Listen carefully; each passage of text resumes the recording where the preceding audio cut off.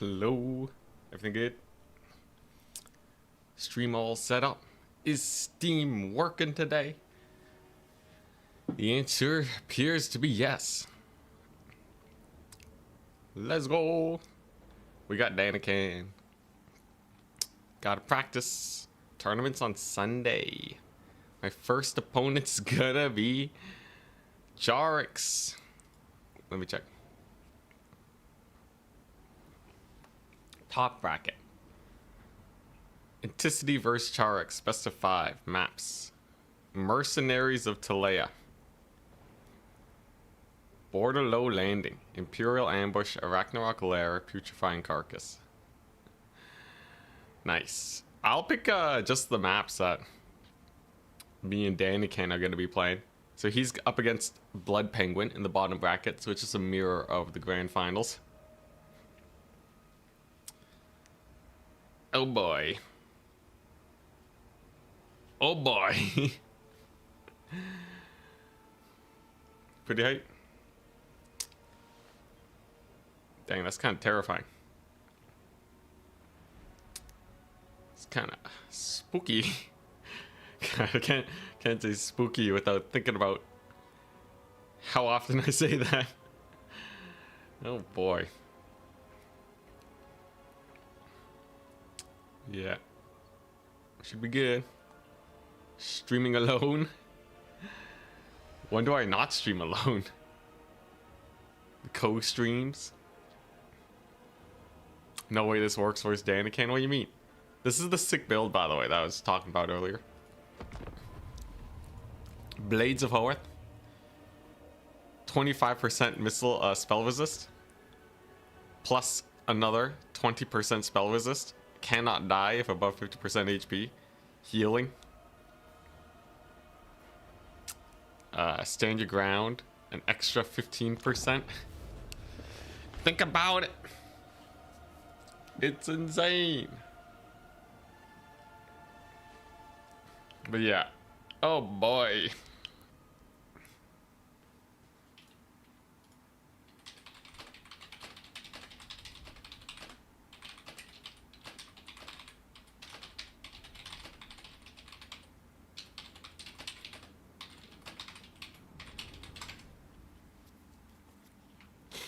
Alright, let's see. Danican, I think I would like to get to second place. That's what I'm aiming for. Second place. And we are chilling. Alright, so this is the Dread. So bad. This is Dread High Elf box. With the Lore Master of Hoeth. Aw, yeah. Aw, yeah. Here we go. Ready? Good luck, have fun. I beat Charox once, which means he has to be chump change, right? He's doing the build. Yeah, no, this is it. This is the 1 million spell resist build. Yeah, the servers, they live. They live. Yeah, the Lore Master of Hoeth. Come on, he got buffed. If this works. Slaanesh is notoriously bad against a lot of things. So he has Pitted Shades, he has Melkoth, he has the Mask abilities. Nothing too crazy, right? All's pretty standard.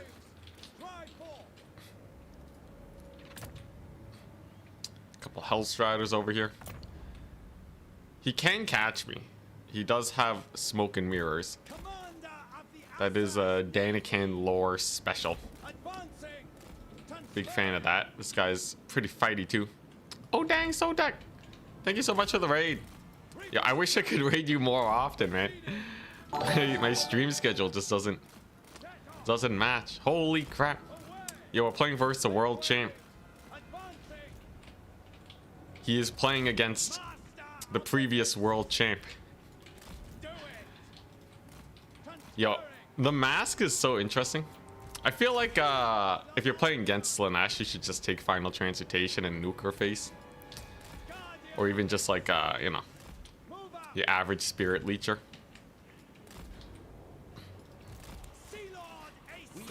A second devotee crossbow. What a mad lad.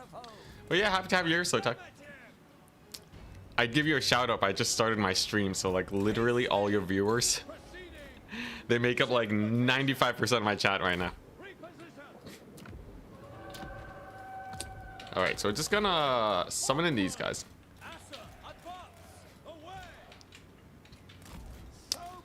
We're just gonna get the skirms going. And the goal is to not overextend and die. Yeah, we got a Sotek raid. I'm kind of playing against a really good player though. So I don't know, yeah, I don't know how much I can... Don't know how much I can really cover at the moment. But the idea is if I can beat up these devotees, we're good. So he's gonna chuck out the Pit of Shades there. It's actually not too problematic though, because everyone has an absurd amount of spell resist. I believe that was overcast. But it's a general lack of damage. It shows promise. And we can heal it back up. These guys are not that armor piercing either, by the way.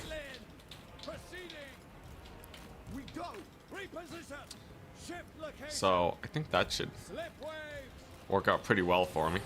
You can see he's starting to shoot us up a bit. Now the Pit of Shades is gone though. Chariot Acelin can commence.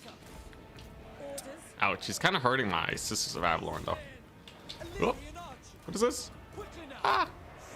Alright, he's gonna catch a couple of my Reavers. Ain't the end of the world though, as we can kind of just hot swap them out. And we have our infantry here. The Sea Lord is killing it too. And remember, our units do not die as long as my as long as my Lore Master is in there. Is that good in the slightest? I have no idea. Oh hey, these guys will get charge defense, right? Yeah, they get charge defense in the presence of my lord. Oh boy, this is silly. Alright, let's get some some stat boosts over here. Most of my skirmishers are indeed still alive, and then we're just gonna charge in here. I don't want to break formation too much. That can potentially put me in an awkward situation. With Dragon Princes nearby though, I think life is fairly comfortable. Plus you gotta remember, we still have many heals. Caradrian, can he kill the mask? That's a big question. I will say I am rather skeptical myself.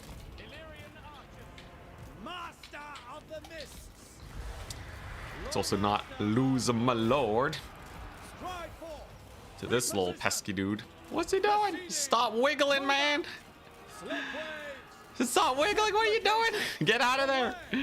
Skedaddle, man. Get out. Oh, what the crap happened to my dragon princes? You look away for 1 second and suddenly everyone you know and love is dead. Alright, clearly I need a proper warm up. How'd he kill them? Seekers, fiends, just seekers and fiends. Alright. I guess it happens. At least we're still holding the point. I got my sword masters over there. They'll be able to clutch it out. I got my lord. He can kill off all of these crossbows at least. I think if there's one thing that loses him the game, it's gonna be all these crossbows. Oh crap, I still have a heal.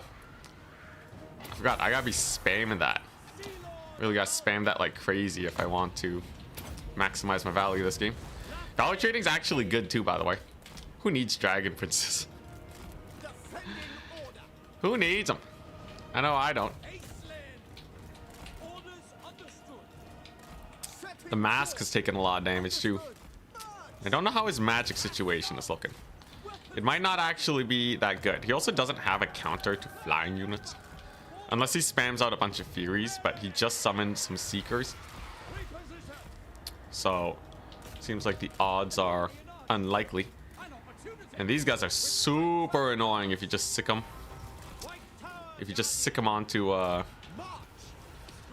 enemy lord, they will be ultra punishing. Just gonna keep running away with my skirmishers. Gradrians should do pretty well here, right? Boltors will do well here too. Ammunition is a little sketch, but so far so good, I'd say. Oh crap, are those seekers? They are seekers. Mildly terrifying. And there's the Furies. So the guy does have some Furies. Value trading's about to go into the dumps. If I'm not careful here. Though his seekers do get mulched by my wondrous infantry that refuse to die. Here we go. Yeah, get him, bolt throwers. Skirmish cavalry is just kind of distracting him for now, but he has secured the triple cap. Now that's not the end of the world. I think yeah, triple cap is honestly not too bad. Although time wise, I don't have that much time. I think summoning this second sky cutter might have actually screwed me. Unless we start clearing out his army super fast. But I actually don't have a lot of capture weight in this army at all. Oh, look at my poor guy over here just getting bullied. The mask is fairly maneuverable too. As you can see, she is dodging it up like crazy. Can we save some sword masters maybe? I'm gonna see if we can use the sky cutters. I'll worry about capture weight later. That's what the reavers are for, anyways. I'm actually really surprised with how little my bolt throwers are doing. No, my D7. Yeah, I am a little surprised with just how little they're doing. Oh, and he killed my blades forward. No, I should have summoned these way earlier. I think if I summoned them way earlier to just snipe his cav, I would have been in a much better situation. I didn't have the right reads. Summoning in the reavers kind of screwed me. Now I can Hail Mary it. Yeah, the mask is slippery though. Mask is super slippery. I kind of... Oh, dang. Rampage. Oh, Dance of Dreaming? Okay, wait. There's a Dance of Dreaming. How's that Rampage? No, he just rampaged with another ability. Okay, we're good. But yeah, I think...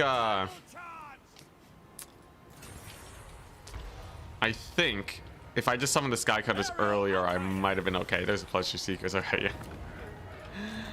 Did you all played? Oh yeah, there's no way. There's no way I'm winning that. All right, so the question is though, how did the Sword Masters do? As you can see, he kind of just avoided them, right? Wow, that's bad. The Pure Main Company, not bad. I think Caradrian's pretty cool, but he's really expensive. No ground capture weight. Aisling was surprisingly okay on the chariot. Nothing crazy though. It's just not bad. I think if I didn't throw my Dragon Princess so hard, I would have had a much better chance. And the bolt throwers, you gotta get them first. You gotta get them first. We'll go Norsca.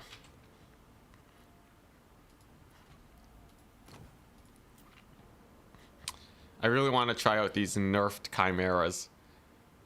Are they more normal at 1500 now?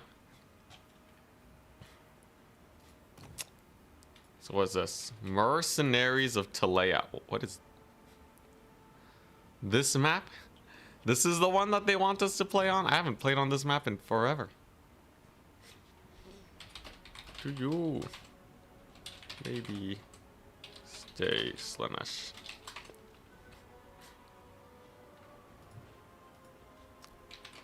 If you wanna go High Elves, do go High Elves. Aesir, Azrai. Yeah, Azrai is that's Wood Elf shenanigans. Anything else get nerfed? I think the Eden got changed. It has Unyielding Assault and Devastating Flanker. It lost its Glorious Charge, which I think is a mild nerf for the Cursed Eden. I think this guy got Physical Resist to Self, which is a buff.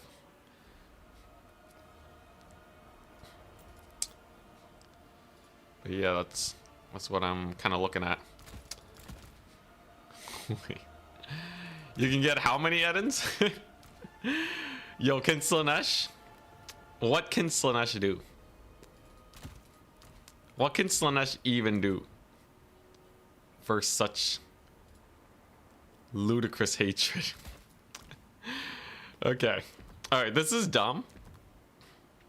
But it might actually be insane. This item's banned, by the way, because it's hella bugged.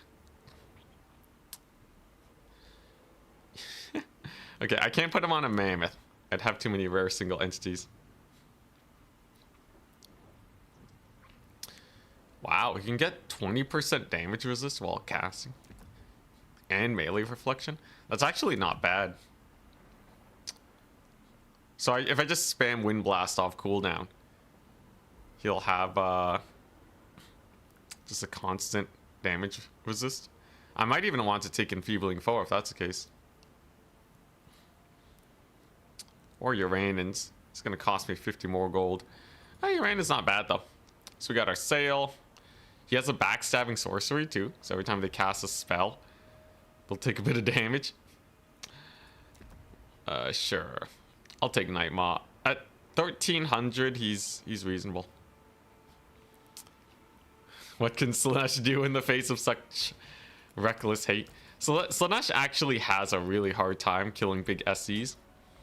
Their only recourse is to spam Horsemen, or yeah, like they gotta spam Horsemen, win the capture point race. But overall, I would say their options are minimal. I just need a tough army. I just need a tough front line to kind of beat them up. Skirmishers are kind of bait versus Slaanesh. I think I actually want to start with Ice Wolves. Skin Wolves are good, but I don't know if I have the support to actually keep them around. Horsemen are super prone to spell casting too. I don't know how many of those guys I want. But I did find that Fimir. Normal anti-infantry Fimir are weirdly extremely hard for Slaanesh to throw off. In kind of a blob build like this, I think they'll be really good. I'm gonna use my Wind Blast to actually catch his units. I could also take Smoke and Mirrors too, if I had the money. Do I need the Viper Staff? I don't think so. Smoke and Mirrors it shall be. Then do I need Uranins? I don't think I'm gonna be facing that much infantry. Can I get something on Bjorg instead? The War Cry, the Thrill of Battle. Yeah, physical resist is not terrible, but against Slaanesh, probably not super worth. I think this will do. Enfeebling Foe, we got the Bjorg upgrade. And then it's just winning the cav fight. So, Skin Wolves are really good at trading, but alone they will get overwhelmed because Slaanesh will just have cheaper cav. So that is one thing to be careful of. These guys have anti-large. I'm going to take them as my sole skirmisher. I think these guys are actually insane. Anti-large horsemen that have better melee stats than Marauder Horsemasters. The only downside is they lose some ammo, some range. That's basically it. Against large, oh, they lose some armor and HP too. Okay. Slightly squishier. Damage-wise, though, they should be really good. Bonus versus large +5. 15-7. This is 18-8. So, yeah, they just do more damage than Horsemasters. Has to amount for something. And then, if I'm going for this kind of big SC build. How good are Bearmen for mass? 120? 120 mass is not that crazy. I'm gonna stick with my Berserker mass. So Berserkers are gonna be my late game spam to control points. We're gonna get Fimir Warriors first, most likely. I'll get one Kurgan Horseman just in case I need that. A little bit of extra mobility, and this might be hard for Slaanesh, though we'll see. Yeah, we're playing Norsca. Wind Blast, more like Wind Blast. They buffed it a lot. Anyways, this is gonna be the first map I play against Charox in the grand finals. So we must analyze it thoroughly. Just looking at it, this is a kite. Yeah, this is Kite Man's heaven. Oh man, this is a weird map. Why are they doing this map?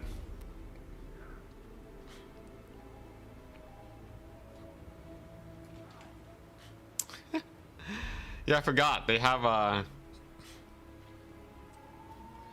the extra tickets. Let me just ask about this real quick.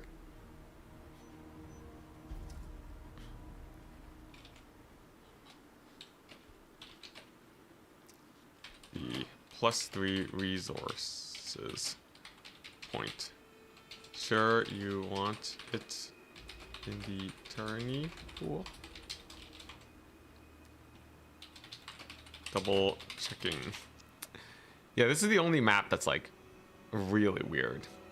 All the other ones are kind of normal. But good luck, have fun. At the end of the day, it doesn't change that much. I just have to make sure my point doesn't get captured, but here we go. This map has really good vanguarding. The points are pretty far.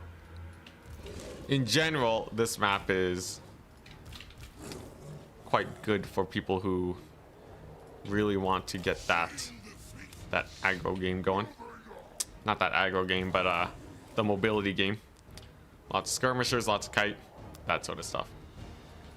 The Edinburghs. The Edinburghs capturing point number 1. If he goes for this point, that would be insane, right? I think I don't think he should, though. It looks like temptation may get the better of this man. If I can get a Wind Blast on these Hellstriders, they're so dead. Yeah, look at them run.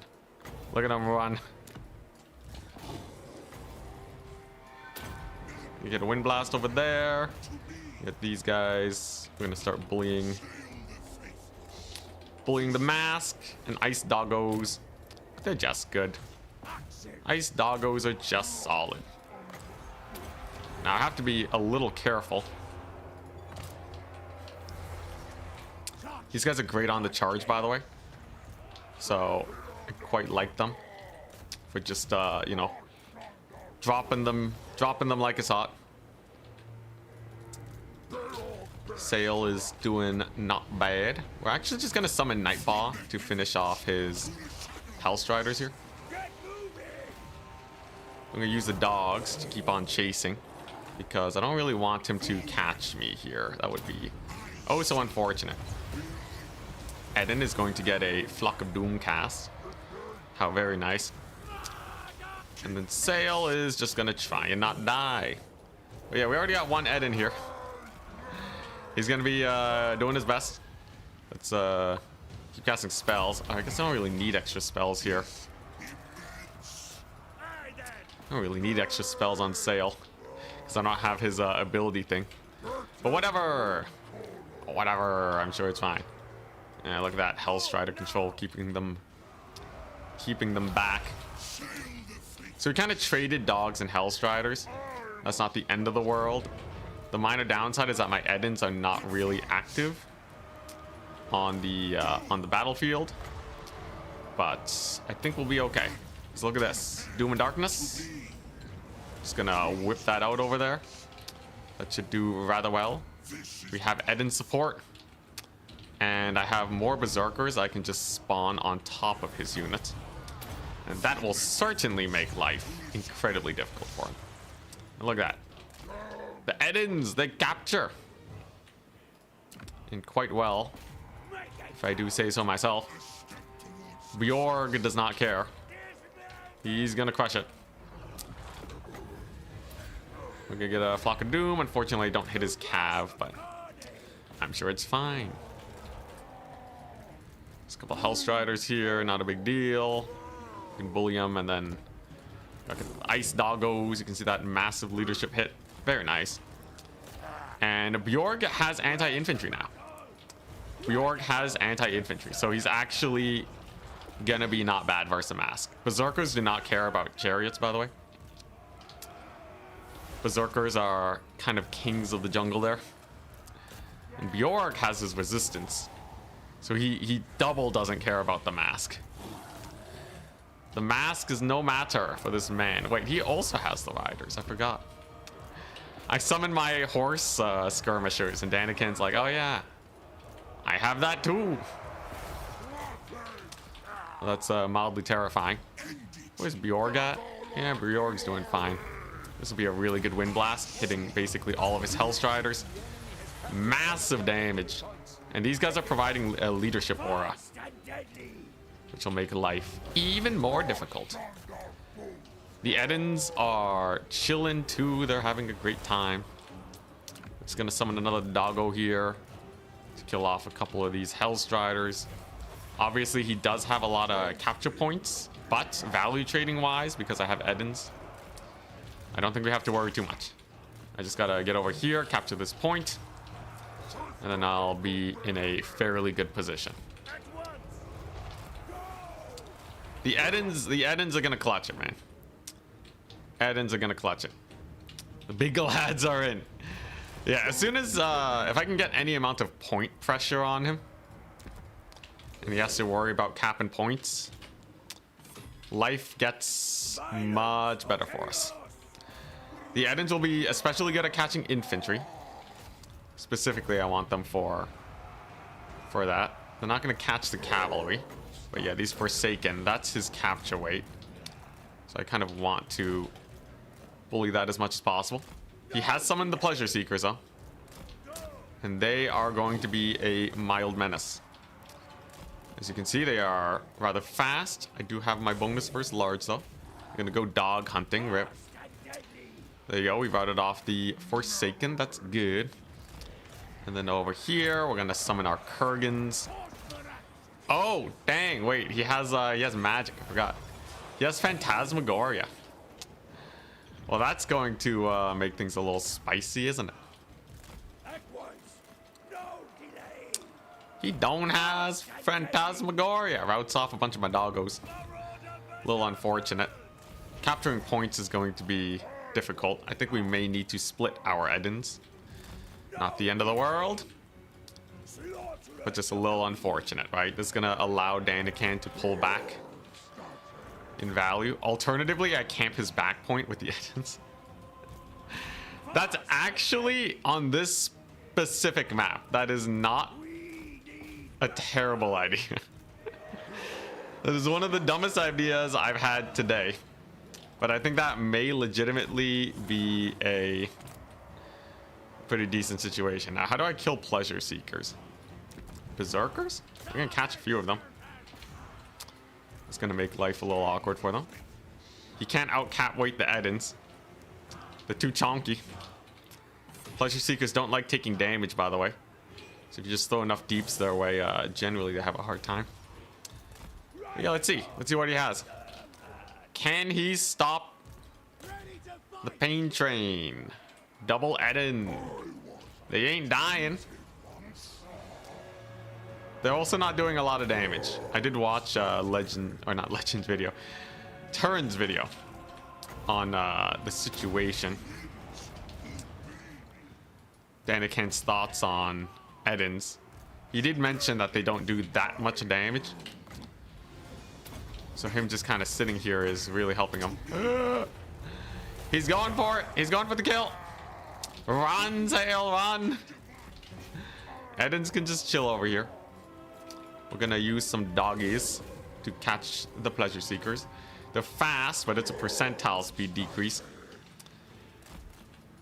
He's really playing the capture point race though, right? And if Sail dies, it's pretty over. So we'll see what we can manage here. At least I'm getting decent Pleasure Seeker damage. I think he's just a little too fast though. This map is a lot bigger than I thought it would be. Run, Sail! Run! Run, you mad lad! Oh my gosh, these Pleasure Seekers. They're not dying, are they? And more Forsaken have arrived. Come on. Come on, you fool! Run!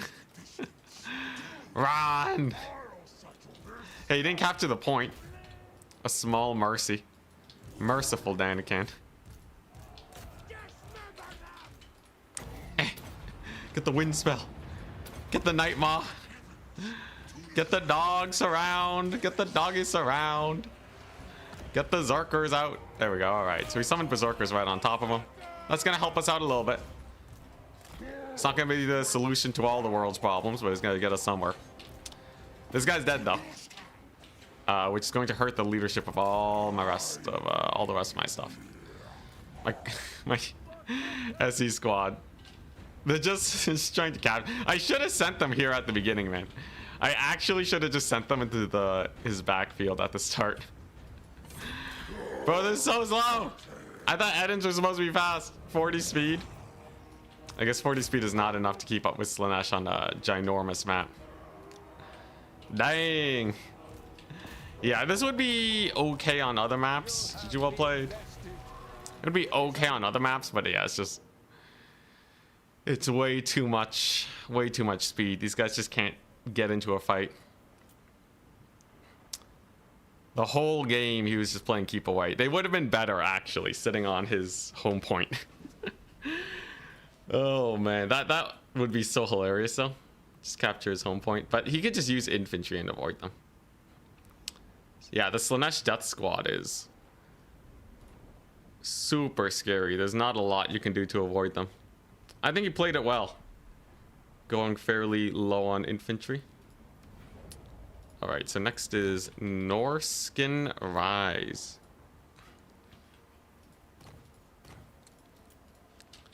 I'll go Wood Elf next versus any.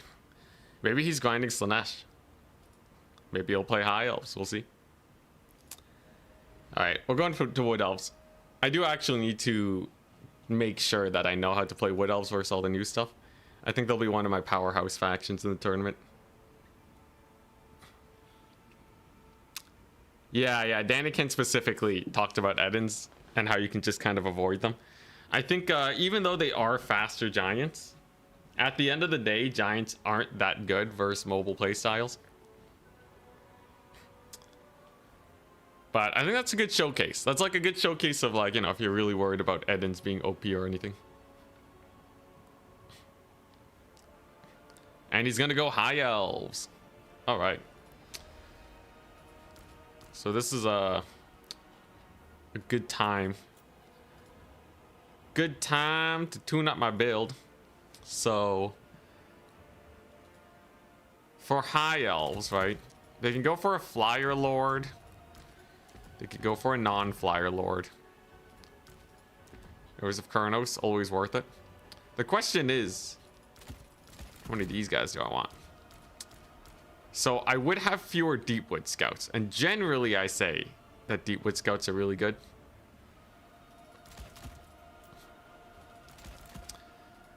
Yeah, generally I feel like Deepwood Scouts are really good in this matchup. I think you'd be crazy not to go Tempest. Tempest is simply solid. And if you're going for this lore, then Apotheosis makes a lot of sense. The thing is, though, while this is very strong versus air play, if he goes for a Ground Lord, I don't have as many tools to actually kill them. No net, no Waystalker sniping.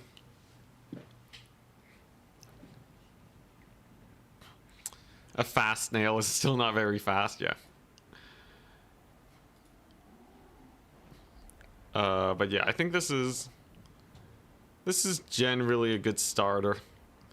So the big thing to worry about is he gonna cav rush me? But because the map is ludicrously large, the odds of a cav rush is really low. And he also can't see my guys, right? If he can't see me, then surely there will be no problem. I might even just upgrade this guy. So, Arrows of Kronos, I'll have 1400 left. Ooh, that actually makes my money more sketchy, doesn't it? Zotes might be good versus Slaanesh. I really want to be able to snipe like a Techless, but I think this is just better. He's not going Slaanesh though, he's going High Elves. He has some shenanigans he wants to try out to maybe swing this matchup. This is a clean starter build though. You take a couple spears in case you're being rushed. I think we'll take 2 normal Eternal Guard for the rush. Bunch of Dryads for capture weight. But you also want a ton of Glade Guard. Because non-zero chance you end up in a big ol' archer fight. The problem, you also want some Wild Hunters here. Wild Rider shields are not bad. He's gonna have the superior cav though, because these guys do get shot to bits by archers. I guess they do have silver shields. Did they always have silver shields? I thought they had bronze shields. Can anyone confirm? Did they always have silver shields? If they buffed shielded Wild Riders, that's crazy. I don't remember. I genuinely... They always had it? Never mind. Maybe I'll take another one of these. Give me another. Only cav in the game that has them? Dang. Dang. I usually go for these guys, but yeah, that's actually insane. And then I think I just need a couple Glade Riders. I think I do want more Dryads. It is really important to have a lot of Dryads. You do really need a lot of archers to win the archer fight. But I think in general, you can win with the cav fight instead. That's not the worst. I do still want a lot of archers, but I don't think I need the maximum amount. And this gives me a way to spot his units, his skirmishers, a way to shoot them up. Some defense for a rush. This is very standard Anticity. I've always wondered though if you can counter this build with some crazy shenanigans. This will be good practice. Treeman Lord. Treeman Lord is good, but this map is way too big for it. Yeah, Eternal Guard have silver shields. I didn't know Wild Riders had silver shields. I guess that saves them from their lack of armor. Yeah, I was talking about Wild Rider shields. Not bad. Yeah, Blood Knights, Knights of the Black Rose. I was really surprised because, yeah, most cavalry either have no shields or bronze shields. I don't think there's any other cav in the game that is silver shielded. Blood Knights technically have an ability. I think it's a missile resist ability out of combat. And, you know, Nurgle Knights, like Rot Knights, will have that ward save, but yeah.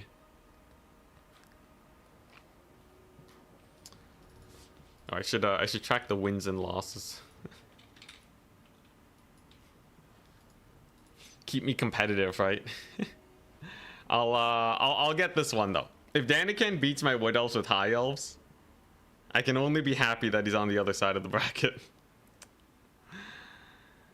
I can only be happy about that because, my goodness, how terrifying it would have to be to play Daniken in round 1. Instant death. Yeah, Dragon Princes are bronze.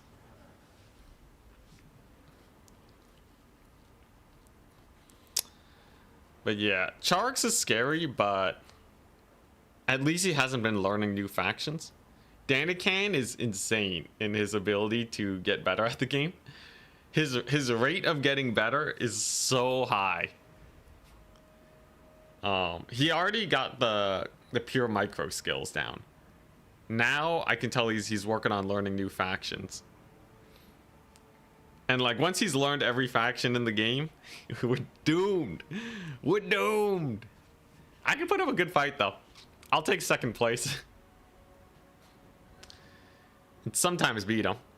It's not like he's unbeatable. He doesn't make me shiver me timbers. Was he also a StarCraft GM like me? Oh my gosh. In the name of Twitch chat, hello. Ate the Wolf, what's up? Oh yeah, I saw the thing, but I saw it on my side monitor and it didn't really look. I couldn't really tell what was typed. Hello. Hello. But yeah, I'm gonna watch the Turin tier list video. Where's it at? Yeah, I have it right here. Made a situation where your opponent gets baited, which is, it's not always something you can do, and even if you really... I can scout him out. Yeah, look at this. Oh, dude, agreed. So I can scout out all his thoughts on the new DLC units, and then use that to my advantage. It'll be great. Hey, look, he gets to watch all of my streams, okay? All right, fair is fair.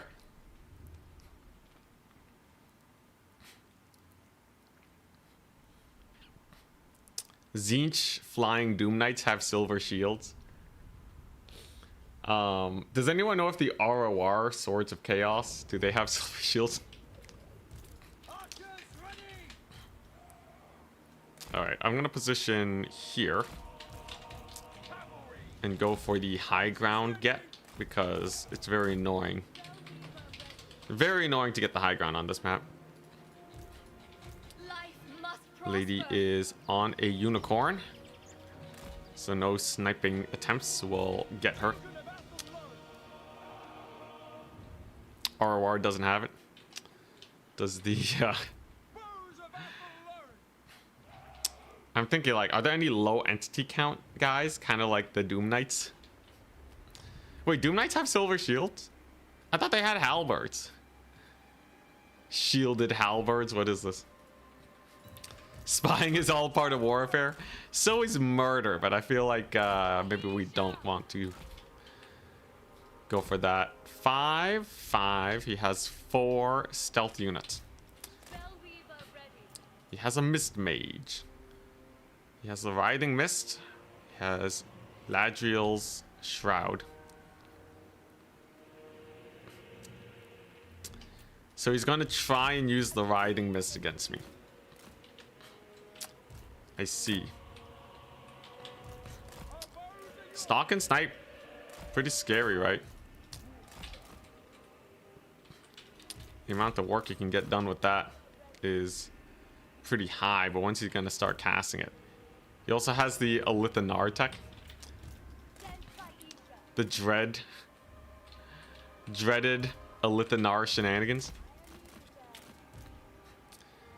You can see he's waiting. He wants me to shoot my first shot. Ow. Well played. I'm just trying to spot his stuff. I don't know where they are. What? Shoot! Shoot, dang it. There we go. Alright, there you go. And then they're gonna book it. Run for your lives. I don't know where the skirmishers are. That's pretty nice. Initial shot though. Oh, and the shatter. The straight up shattered into oblivion. Alright, where are your skirmishers, man? I have no fear. I got Waywatcher support. Yeah, there they are. Whoop.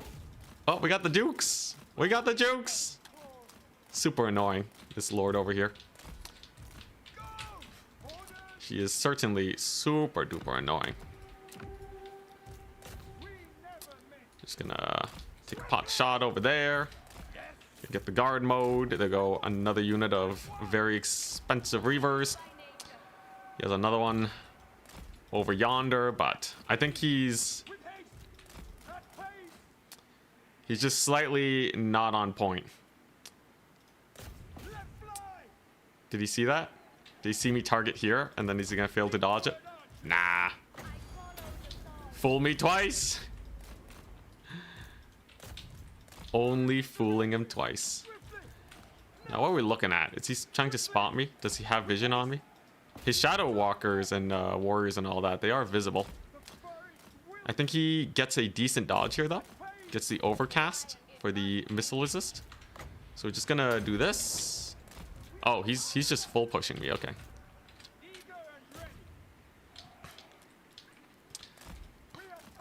Full pushing makes sense.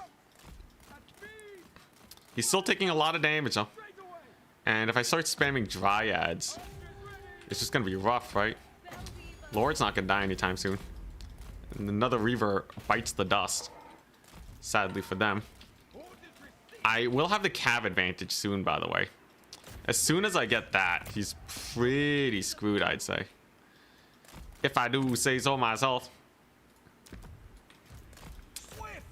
Jeez, these Way Watchers, man. These Way Watchers are insane. So there's the slow. That's gonna ruin their charge. My Lord is looking pretty fine. And then in trying to commit onto my Way Watchers, he's left his own archers rather exposed. So with a couple Stag Knights, they should just die. A little bit of flanking shootery going on over here. Just to bully them. I'm gonna heal these guys up, keep these ones routing. And then once I am in safety, and I think we're good. Those are just Reavers. We don't respect Reavers here. We delete the faces off. Jeez Louise, Way Watchers, man. Way Watchers do not mess around. Let me tell you. They will tear your face off. In one volley or less.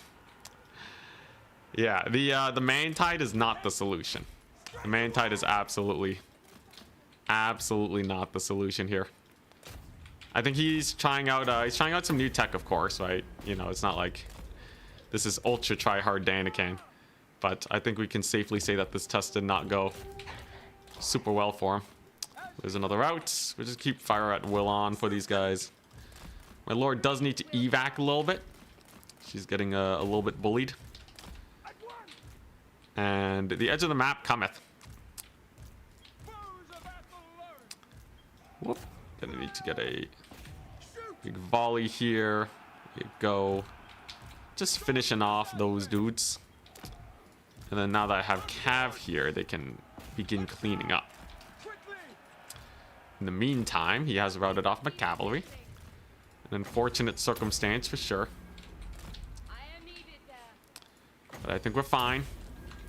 We'll just stealth these guys up. Save my archers over here. Continue the run.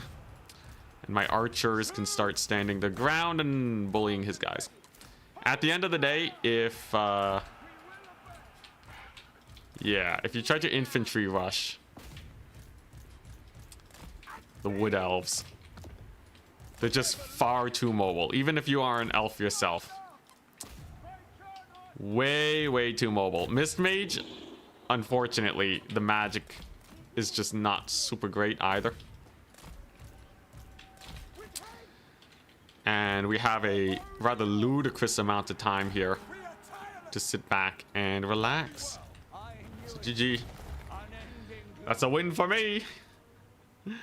I think it's cool though. I think it's a cool test, right? Can this build actually withstand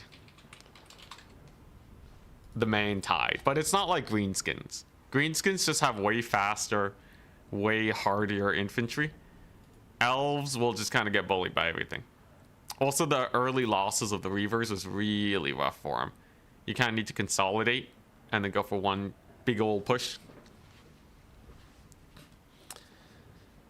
But the thing is, the Reavers get one shot, right? There's really not a lot. It's not like you can do it unless you have a lot of cav, I find.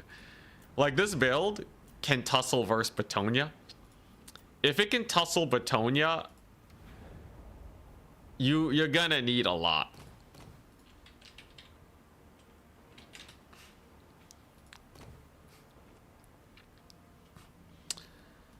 You're gonna need a lot of HP to take him out. So, Borderlow Landing is the next map. I'll go Warriors of Chaos. Then after that, it's Nehekar Wastes. What is that map? Seaguard. Yeah, Seaguard don't have the range either. He's gonna say High Elves. Nice. Yeah, Seaguard don't have they don't have that range. It's good if the person is not used to kiting though. If they're not used to kiting, you can really work them. Versus High Elves, I do actually quite enjoy the Dreadmaw style. This map is decently sized too. Ah, they do have silver shields. Oh yeah, you can see it. Shielded halberds, man, they're ripped.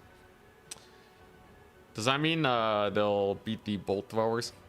I think I'll keep them in reserve just in case.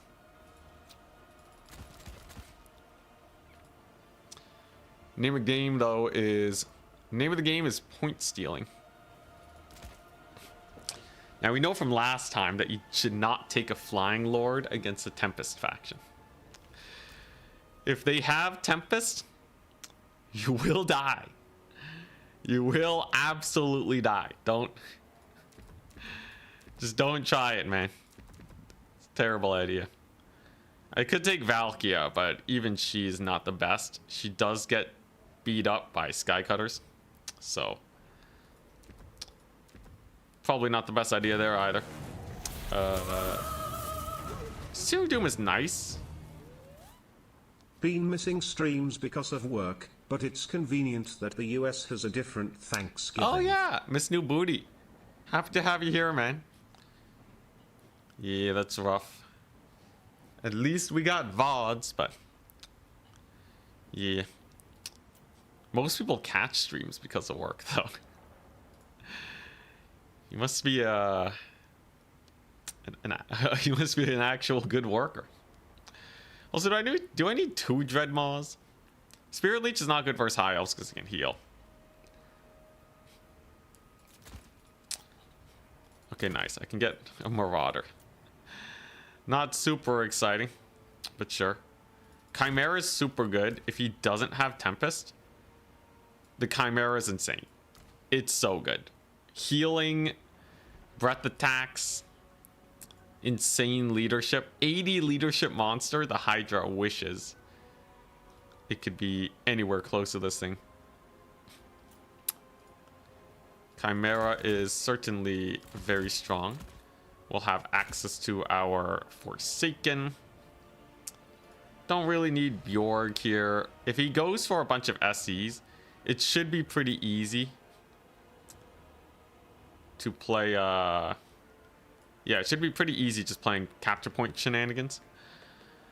The question is though, do I want trolls? So he's gonna have lots of cav. This map has pretty close retreat points, and I don't really want my trolls to just get routed off, so probably not those guys. Pontim's Claw is gonna run. I love how you keep calling him Pontim's Claw. What have I done? Yeah, 2 Dreadmaws as a Hydra enjoyer. I think he's gonna be a Dreadmaw main for sure. So where do I put my last marks? Blood Beasts are not bad, but I unironically think I should just max out on Hellstriders. And then I guess I'll just get another Forsaken.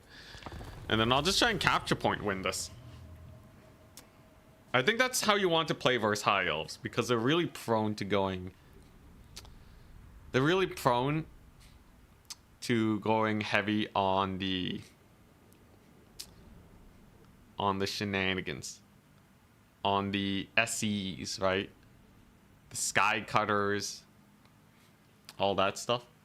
But now that they're a little bit more expensive, if you expect sky cutters, you can work them.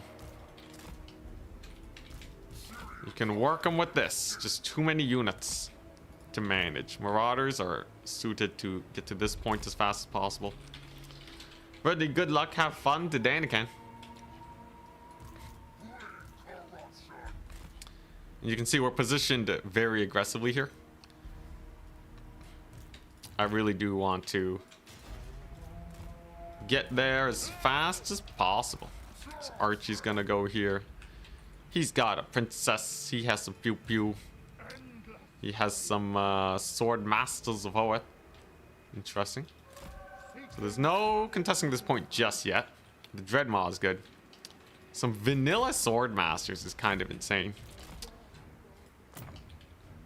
Don't know how I feel about that. I think if I get some Forsaken here, that'll really make his capturing go a little awkward. Princess is going to try and shoot Archie. Come on, use your ability. Use your ability. Come on. Come on, do it. Come on. Come on. Okay, no. He's not going to do it. The Dreadmaws have been spotted. They've been spotted. So this one's going to go there. This one's going to go... it's going to go here, actually. Just be ultra annoying. There you go. Yeah. There's one thing Dreadmaws can do. It's be extremely annoying. So we'll have our Bearmen here soon. They'll be great. There's no world where he kills Archie. Yeah, there's no world where he kills Archie here. He can even maybe get a Searing Doom here. Not really worth it though.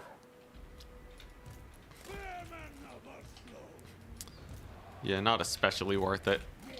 He's gonna try and shoot the Dreadmaw to death, but I don't think that's going to do that much. Just gonna get a little bit of a burning head here. Dreadmaws are decent at poking too, by the way. And that is us on our way to a triple cap. So I think we're looking fairly good so far. That burning head actually did do some pretty nifty damage, which means I can do this. Get the unburrows. If I unburrow directly on top of his spearmen here, they should just rout, and he does not have capture weight. So that's very nice. The Dreadmaws are the ultimate in just being so annoying. But what's he saving up for, right? He hasn't spent a lot of money as of late. So you know the man's cooking something. I'm just gonna ignore the sword masters. That should be fine enough. And he's not really getting a lot of damage on Archie. So life is fairly comfy. We want him to take this fight, by the way, as I have Searing Doom. That just makes life yeah, that just makes life very comfortable. Whoopsies. The Dreadmaw.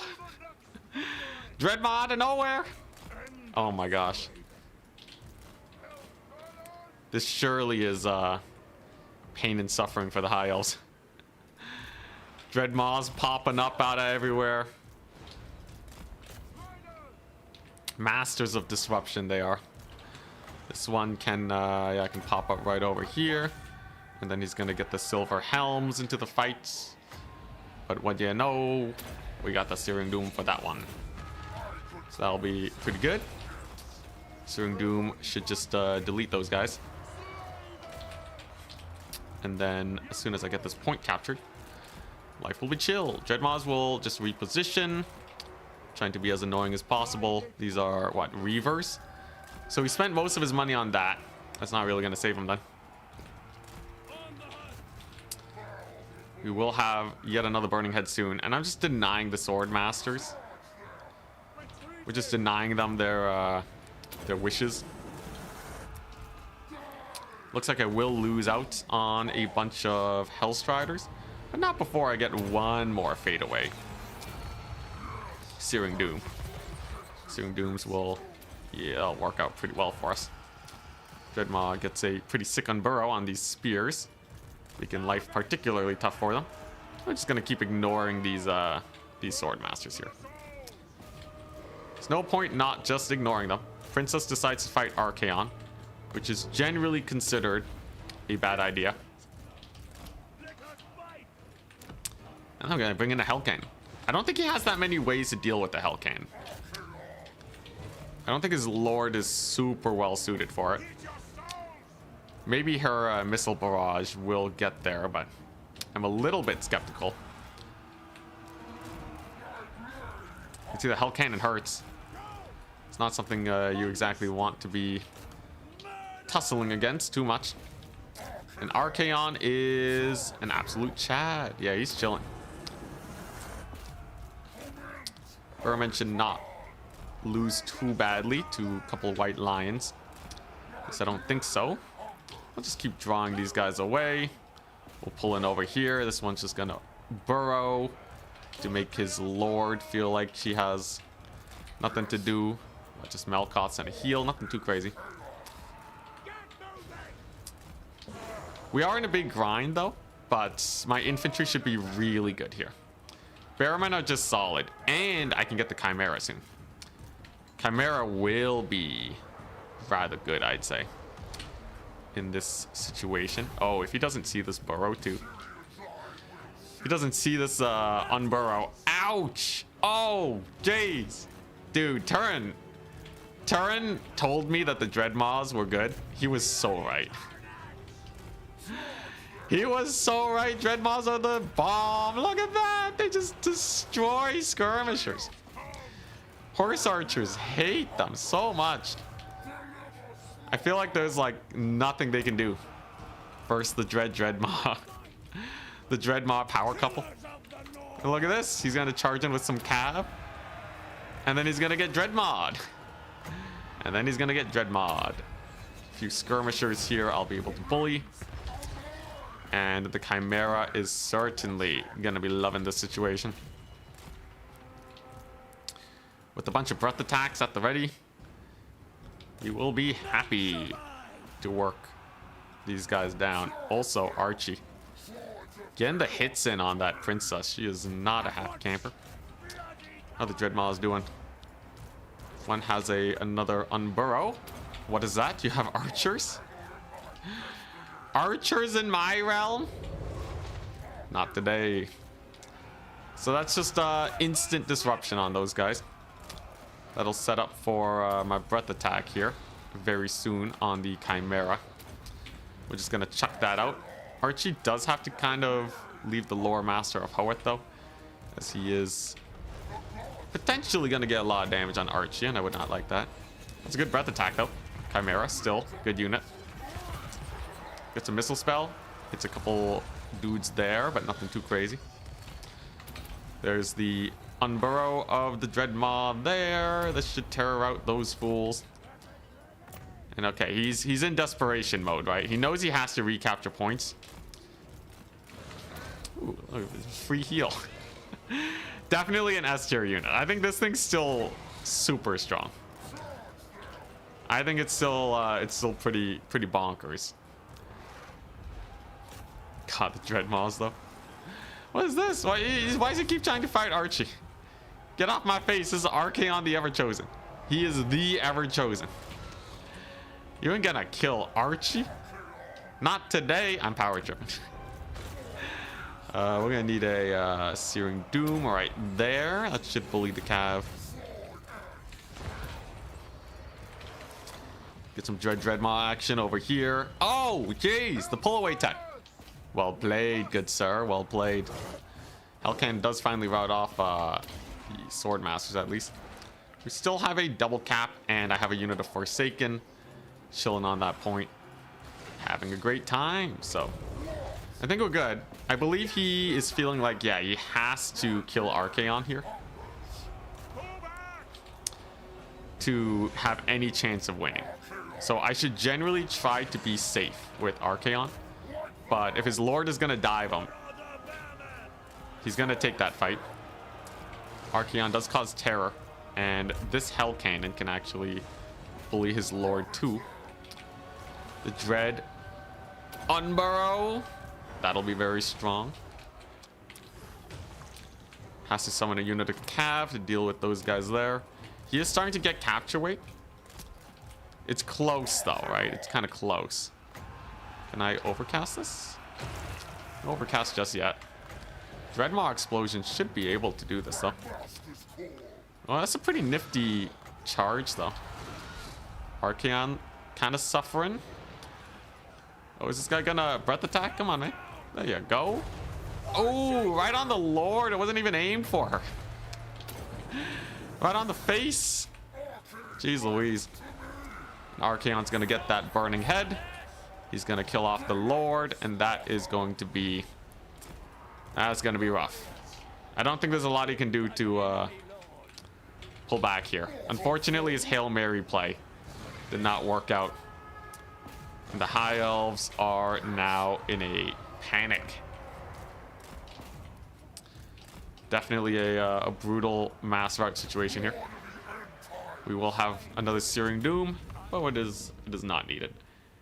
So today I learned again that Archaon is indeed the Ever-Chosen. Can you believe people used to call him the Never-Chosen? Turin was so right, by the way. Turin was so right. Dreadmaws are so annoying versus Archer factions. Yeah, Dreadmaws are actually good. And because they're fixed, you can actually use their Unburrow properly. Chimera's fun. I didn't make the best use of its breath attacks though. Jeez. Archie. Yo, buy the Warriors of Chaos DLC, man. Archaon is sick. Barrowmen were good. They paid for themselves, which is a really good sign. I think they really are Dryad tier. Just an ITP, super hardy, decent DPS unit. They're like one of the best bruiser infantry units in the entire game. I think Barrowmen are great. Very nice.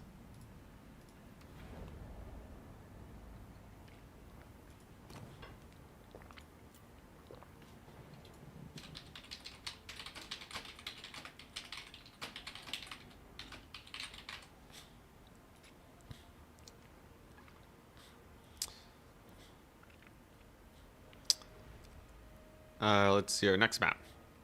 Nahakara Wastes. What are these crazy maps? What are these crazy maps? I haven't seen this map in forever. How big is it even? This is the one that Dandakan is playing, so it seems like both sides of the bracket are gonna have a weird map. Someday we will see the new Fimir hero. He has nothing going for him, man. Where is he at? Where's the dude at? Look, he's just a Fimir. He's just a high armor Fimir. Balefiend. Alright, just take this guy with no spells. Honestly? Okay, wait a darn second.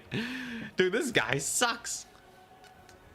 If you just take this guy with no spells, he's already competitive.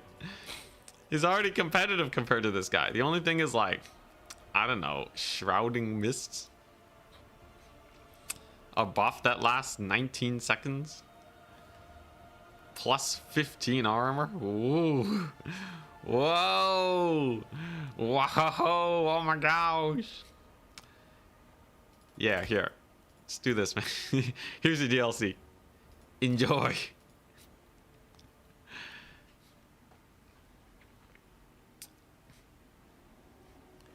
He has infantry bonus. Who has infantry bonus?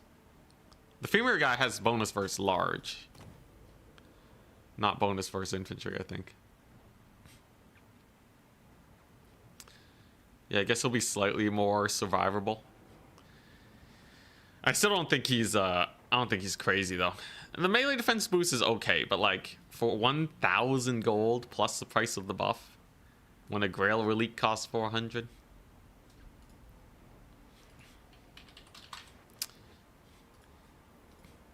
may I reiterate again, by the way, Danican. Danican, one of the nicest guys ever. Oh my gosh, this guy. It's far too kind. Yeah, especially him letting me get a replay in the finals.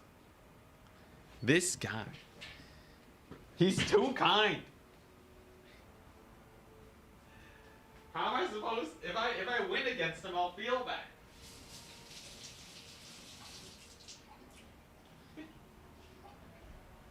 But I'm not even gonna, because he's insane. Yo, Danican's crazy, man. We're locking in though. High Elves versus Empire, maybe? Maybe he has an Empire build to beat the new High Elves. Do you think Skycutters are good versus Empire? I honestly don't know how I feel about Skycutters anymore. I feel like High Elves get countered by Mantide still.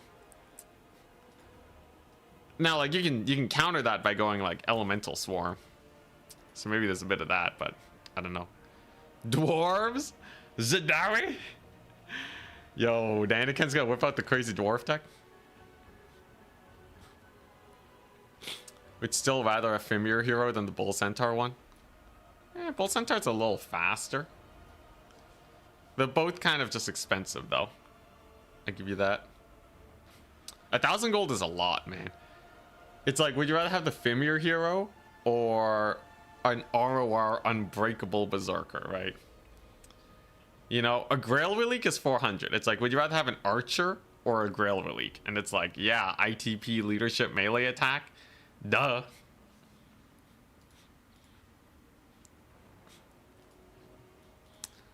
Fimir guy, though, he's gonna cost almost 1,200. That's like Dragon Prince. That's crazy. Also, if Danican is going dwarves, we can test out the Skycutters. The Sea Elementals.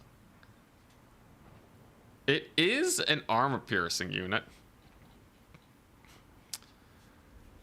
Dwarves have a lot of shooting, though. But Trollhammer torpedoes, are they fire damage? They are. They are. Holy crap. If they, yeah. This matchup just got a whole lot worse. Hell, do I run Oceanids? Do I run Oceanids versus Dwarves? Imagine these guys versus Slayers. Oh my god, the insta-gib. The insta-gib on these poor guys would not be pretty. Now, I think the best spell is Walk Between Worlds. It's a speed boost, physical resist boost. So, against dwarves who don't have a lot of magic missiles, that's going to be super annoying. We have our chariots. This is the matchup that Danican won against me. So if he wins on the dwarf side, I guess I'm just a scrub lord. But yeah, we get the lions. And we have ship's company for slayers now. Holy crap.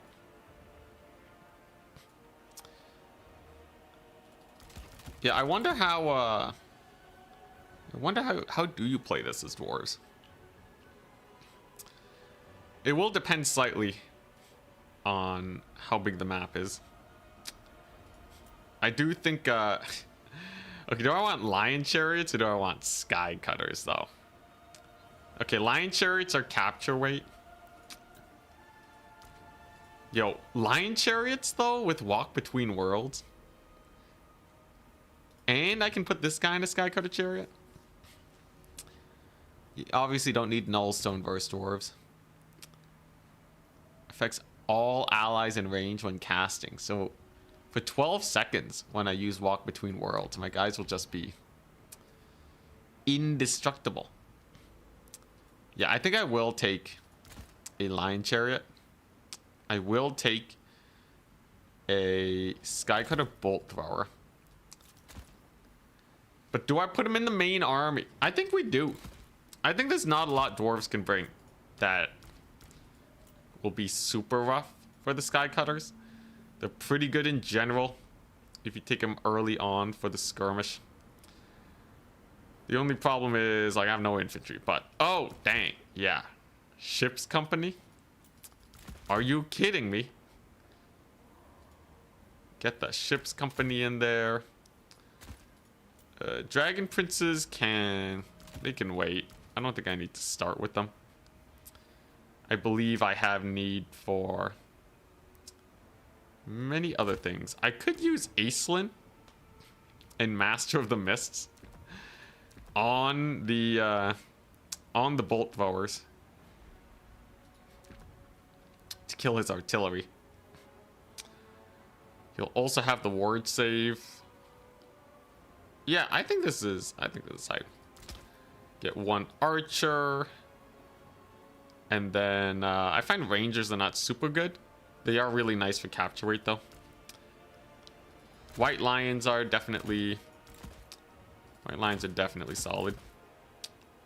I think I'll just take the normal, normal these lines. Okay, I'll run one Oceanid. I'll run just one Oceanid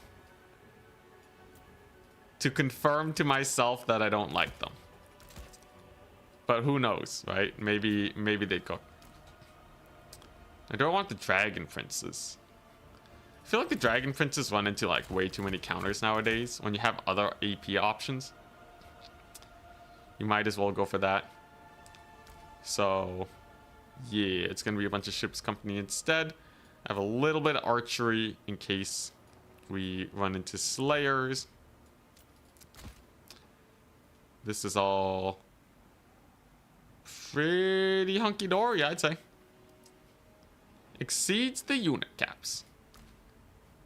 And which one of those am I exceeding, game? It would be very nice. Chariots and war machines. Ah, because the Mist Mage is on the chariot. Alright, I'll cut one of those then. And swap in Pure Main Company. What do I want to do? This 600 gold. I can get a ranger. So I have some archers. I have some more infantry. We have lots of lions. I have an Oceanid and a bunch of chariot characters. What's not to love? This has to be all right? Unless he gets a crazy artillery play. What are the odds, though? Oceanids with flaming sword. If I could cast flaming sword on my enemy.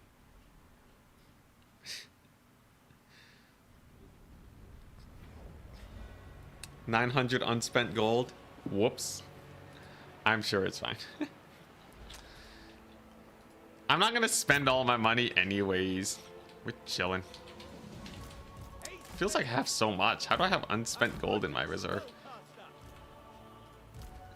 Anyways, it's fine. If I run out of summons, all right, then we can say that, you know, that I goofed. This map has the most insane Vanguard I've ever seen. Oh, it's this map. Oh, this map is so good for kite play. This is definitely a kite lover's map. 10,000%. But yeah, I'm quite excited for the Sea Elemental. This map is so big. I think dwarves are screwed here. If I just get the capture weight, I think he's screwed. Give no quarter to villains and malefactors. Yeah, so this is the idea. I think the bolt throwers, I think they're way better against dwarves here because they can snipe those fools. Gonna be miners over all those points. Miners, heavily vanguarded, is asking to get murdered by mobility. Because what would they be defended by, right? I would just kill them with chariots and laugh. Danikan's a veteran dwarf player, though. He knows that, yeah, he knows that is a bad idea. So we're gonna test out his dodging. How good is it? And will he bully my bolties? Okay, we got a pot shot in. I killed none of them. Alright, a little unfortunate, but I think we're still doing fine. I do kind of wonder how he's gonna do versus my other options here. I have a lot of big SCs. He has a lot of infantry. That's just going to be kind of sus for him, right?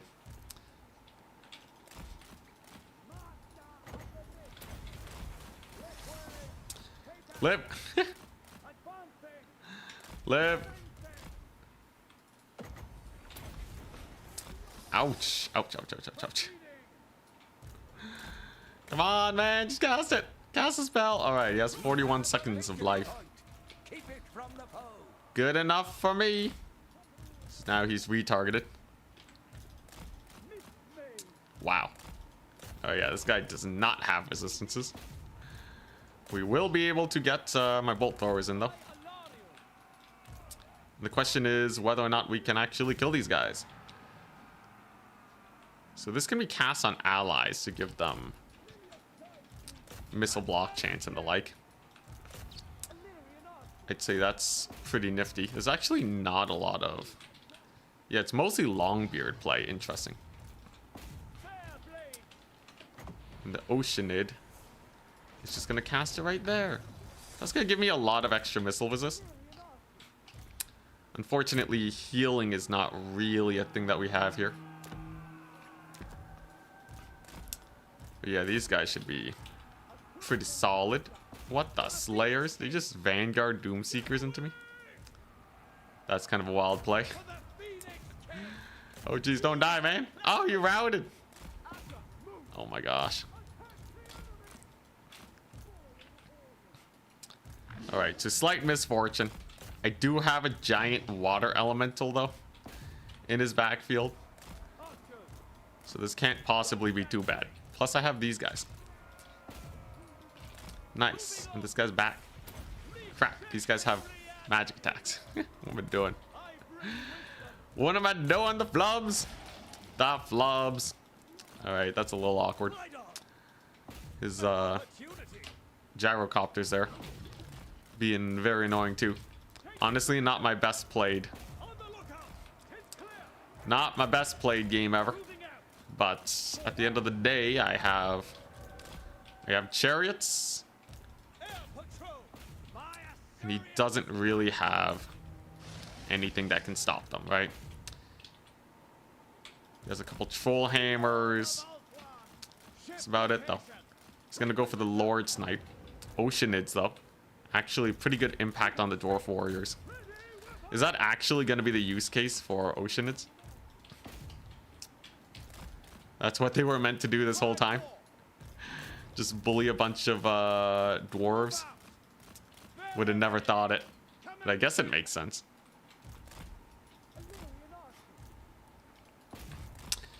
I just have to be a little bit more on point with my micro here on these guys. Dang, this elemental is not dying. It's being thoroughly annoying against his units here. So that's the troll hammer's dead, but I did lose a lot of dudes for it. Let's go ahead and cast. I don't think I need to cast any magic just yet.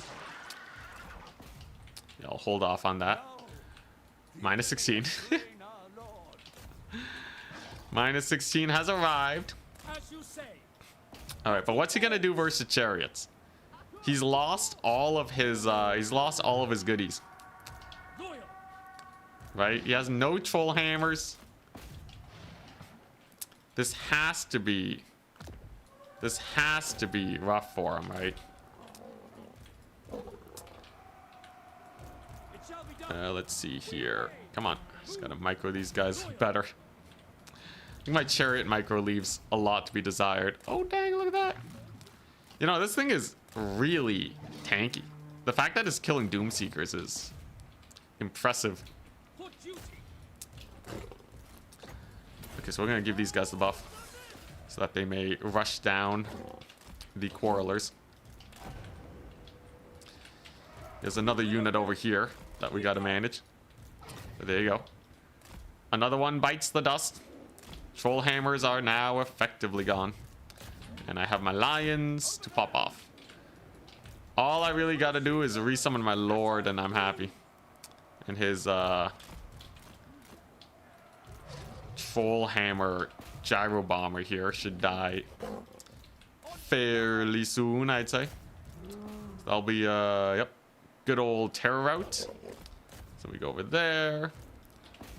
Bully these guys some more. How my chariot's doing. Yeah, I gotta be a little bit smarter with the chariots. The Oceanids, at the end of the day, they did okay. As okay as a unit could possibly do.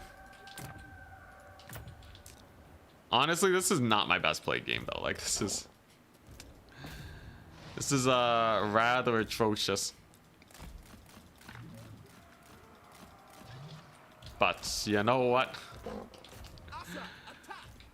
We're gonna try out the hard mode and we'll see how it goes.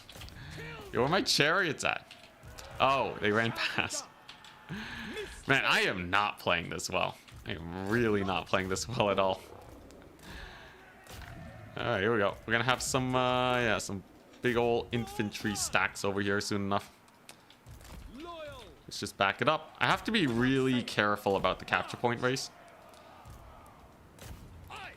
It's a good chance that he wrecks me on that front. Though, with the Sky Chariot, though. Alright, we're gonna try with some Sky Chariot shenanigans. We'll see how that does. I'm not taking this point back, though. But I am getting this one. So, these, yeah. These warriors over here are having a rough time. The capture point is mine. He doesn't have a line of sight. And if I just kind of hang out here for a little bit, I'll be good. A couple giant slayers, yeah, not a big issue. I'll just evacuate from this front. I will say the Longbeards, man, the Longbeards are such a menace. Interesting that he wants to go into melee with those gyrocopters too. Oh, okay, no, he just wanted a bombing run. It's a little bit deep, but nothing too crazy. Despoets. Hello, hello. Thank you very much for the prime sub. We're here fighting for our lives because I completely mismicroed my dudes. But we'll see if the sky-coated chariots are good enough to pull things back. I'm gonna try and get another Oceanid here. God, my micro though. I'm gonna have to really learn how to do chariot micro. I think honestly though, if you just go Alariel and heal up the sea elemental, I think that's enough to give dwarves a hard time. You can see he knows he needs to resummon his gyrocopter too, by the way. So that's a little something to consider. I'm really wishing that I had heals on such a big map like this too. Oh my gosh, bro. The build botchery. Build botchery is here. Just triple capped. We're just triple capped. Now, let's see here. Can I steal this point? Not with giant slayers getting on over there. See, elemental should be able to do okay though. Do I have time to get infantry here? I think I want the archers and the ship's company. Man, what a long trek though. Oh man, the fact that I'm losing to dwarves on a giant map like this. What am I doing? What am I doing, man? I should have just sent the sea elemental to kill the troll hammers. It was actually so resistant. Alright, we're still gonna go for a big play though. As you can see, sea elemental is still chilling. We're gonna give it some physical resist. We got some free summons too. They'll be hype. And this point shall be mine. So that's definitely a plus. I didn't realize this map was so big, by the way. If I'd known, I would have taken like only only Vanguard deploy units. But it's okay. I'll just recover. Is there any way I can get this point? I don't think I'm getting this point. I think I just super flubbed. I think I just super missed my coordinating. Oh man, yeah, I shouldn't have. Oh man, there's so much stuff that I misplayed. There's so much stuff, and now it's too far gone. Yeah, obviously losing your Lord is terrible. I could have waited for him to get overextended, but I fought him on top of his Slayer spawn zone. Alright, yeah, okay, it's GG well played. I super flubbed that. I 10,000% flubbed that one. Oh man. I'm notoriously bad at Chariot Micro. We know that the Sea Elemental is actually insane though versus Dwarves. Oceanids suck. They still suck. But the Sea Elemental is actually insane. If there's one thing we learned, this is where it's at. We also learned that my Chariot Micro... Man, I'm bad at microing chariots. Other than that, though, we're good. Sword and board elves are okay. Not versus dwarves, though.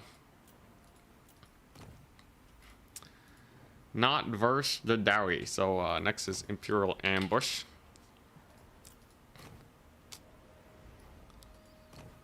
And I will go...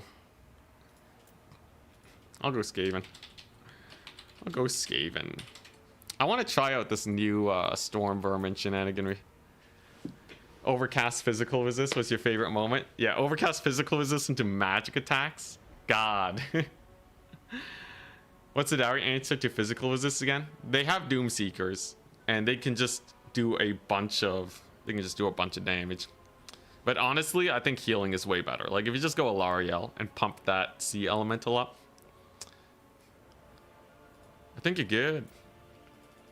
Now, we learned that reserve Plague Claw catapults are really good for the Skaven late game. We know Natty Boobos are just a standard good unit. You're making a big prediction here. Storm Vermin aren't going to be that good. Really? Look at them, though. It's 950. I still think the sword and board are not as good. Greenskins, though. All right. So this is it. This is their time to shine. I'm going to go with 6 Storm Vermin.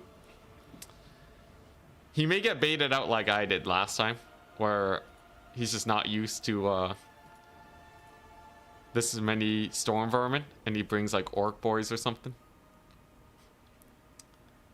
Brings a bunch of Orc Boys and they get wrecked.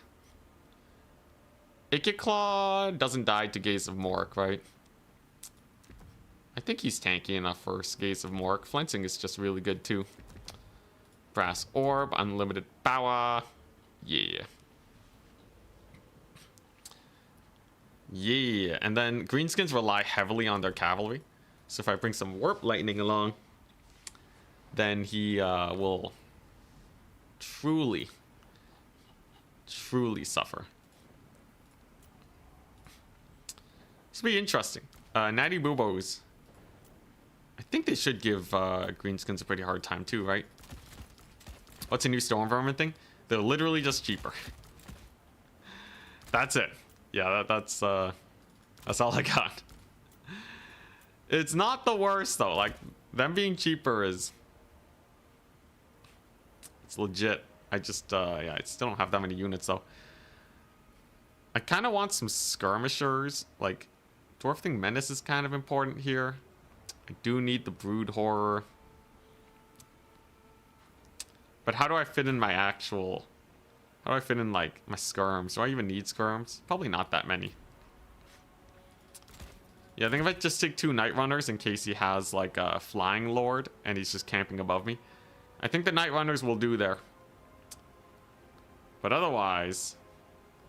This looks pretty menacing, right? Just, you know... Fairly elite Skaven core. There's not a lot Greenskins should have. There's not a lot that Greenskins have to effectively murder these guys. And you don't want to go Globadiers because friendly fire. But yeah, I got all my dogs. This is good enough anti-large. I don't need triads. So yeah, I think we got him. We got him. Let's get it to 50-50. The menace below should summon bloated corpses, plural.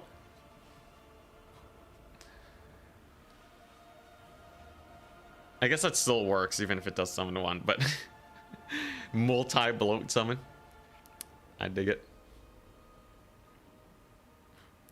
But yeah, I think, so this build, if you think about it, is 500 gold cheaper than before. So whereas before, you would take all this storm vermin, but you'd only have a 500 gold left over. Now you can actually get a brood horror. Does that make Skaven good enough? Place your bets. No Skaven ever got hurt from a little friendly fire. Storm vermin, I don't want a friendly fire, man. Storm vermin are actually worth something to me. You know, clan rats, sure. Skaven slaves, absolutely. Storm vermin, though? This unit costs more than a lot of fairly expensive infantry on other factions, right? That's like a whole unit of, you know, it's more expensive than a unit of white lions. It's pricey.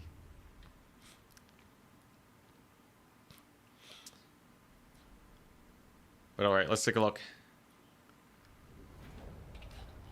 And then I gotta try and keep Ikiclaw alive. Holy crap. Deswitz, thank you so much. Dang, enjoy your ad-free viewing, everyone that got a gifted sub. Appreciate it very much, good sir, thank you.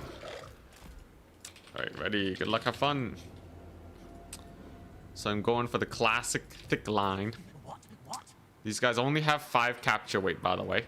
If they had 7, that would actually be crazy. And he's gone for a bunch of units. Now, if he went for fanatics, if he goes for fanatics, screwed. Oh dang, he gifted Noble Naldor because he mentioned it. Holy crap, thank you so much, man. Is this just because I took the water elementals?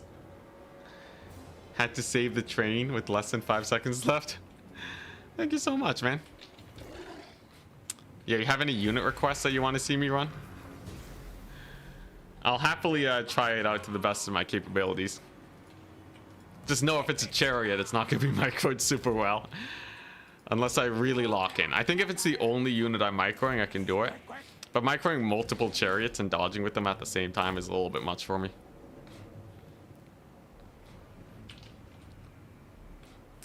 But yeah, if you want to see anything, let me know.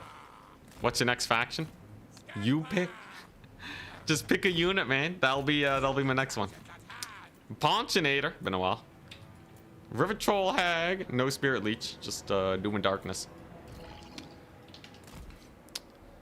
So the big thing is don't get leadership bombed. It's that simple. So I'm gonna go for the Charox special. For anyone who doesn't know the Charox special, you just blatantly summon a bunch of skirmishers, but they're so fast you can just run away with them. You can just run away with them until you get back to your vanguard point, and then yeah, then you're fine. Then everything is chill. Now he does have 2 goblin bolt throwers, which means he has a tool to bully my Giselles. That'll be a little scary. We're gonna counter punch here with the doggy charge. Downhill charge from the dogs too. That has to be good. He gets the fear and terror though on these guys, but the dogs just win. Wow. Aspect of the Dread Knight. Oh, now it's working. Oh, now it's working real well. All right, I was laughing a second ago. Not anymore. Still Neil, thank you very much for the bits. Very much appreciated, good sir. Dang, look at that leadership bomb. Impressive. He's going for the multi-front fight. Now these guys are fairly simple to rally though, so I don't think it's a terrible situation for me. I'll probably be able to pull it back as soon as these debuffs wear off. And like I said, that's the specialty. Holy, Grom the Paunch is dying. If Grom dies, it's just over, man. So much power. You get enough Nurgle with Turin. Holy crap, Grom's routed. And you said Storm Vermin were bad. Silly chat. Silly chat. Oh my gosh, I can't believe it. How dare you mock the proud name of the Storm Vermin? Clearly they are the most OP unit in the game. 600 value. By deleting Grom's big old face. Yeah, he's a goner, man. And we got our sick play over here. I'm not going to have a mobility advantage versus Greenskins, but I will have an infantry advantage.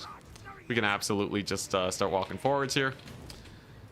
And with all my guys, life will be good. And guess what? Plague Claw Catapult. We're playing this exactly like Charox does.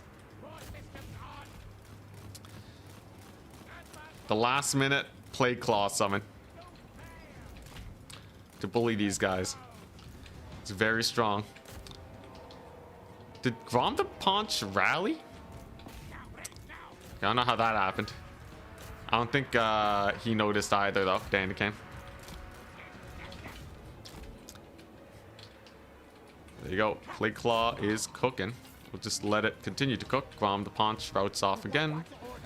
We can start shooting at those artillery pieces, and we know that our front line will definitely they will win this. This is Storm Vermin we're talking about. He's swapping out his infantry, but we did notice, so I managed to get a charge off. The Plague Claw is looking good. I'm feeling a second one.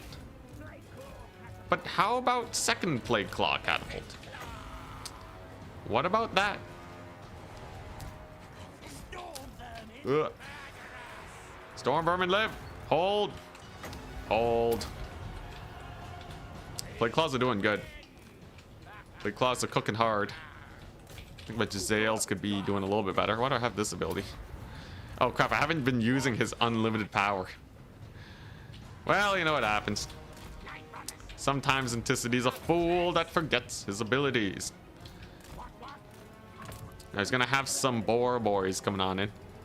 If I get my rat ogres here, we'll be good. He did surround my poor guy though. The poor brood horror gets absolutely routed. But at the end of the day, late game Plague Claws are just so annoying. I think he's gonna be screwed soon. So yeah, I have Icked Claw here. It's actually living. Can I save it? I might be able to save it. Oh geez, the cop's coming. Dang it, it gets routed. Alright, plan B. We go for the artillery pieces. That's probably Grom the Paunch. No Grom resummon. Wow. I must say that is slightly surprising. I feel like Grom the Paunch would have been the first thing to bring back, but apparently not. So just gonna route off these artillery pieces instead, thus getting me a whack load of cash. These chariots are fast, but not too problematic. We're gonna kill off his River Troll Hag. Fortunately, I do lose out on a few guys here, but overall, I think this is still a fairly good position for us. Let's get a flensing.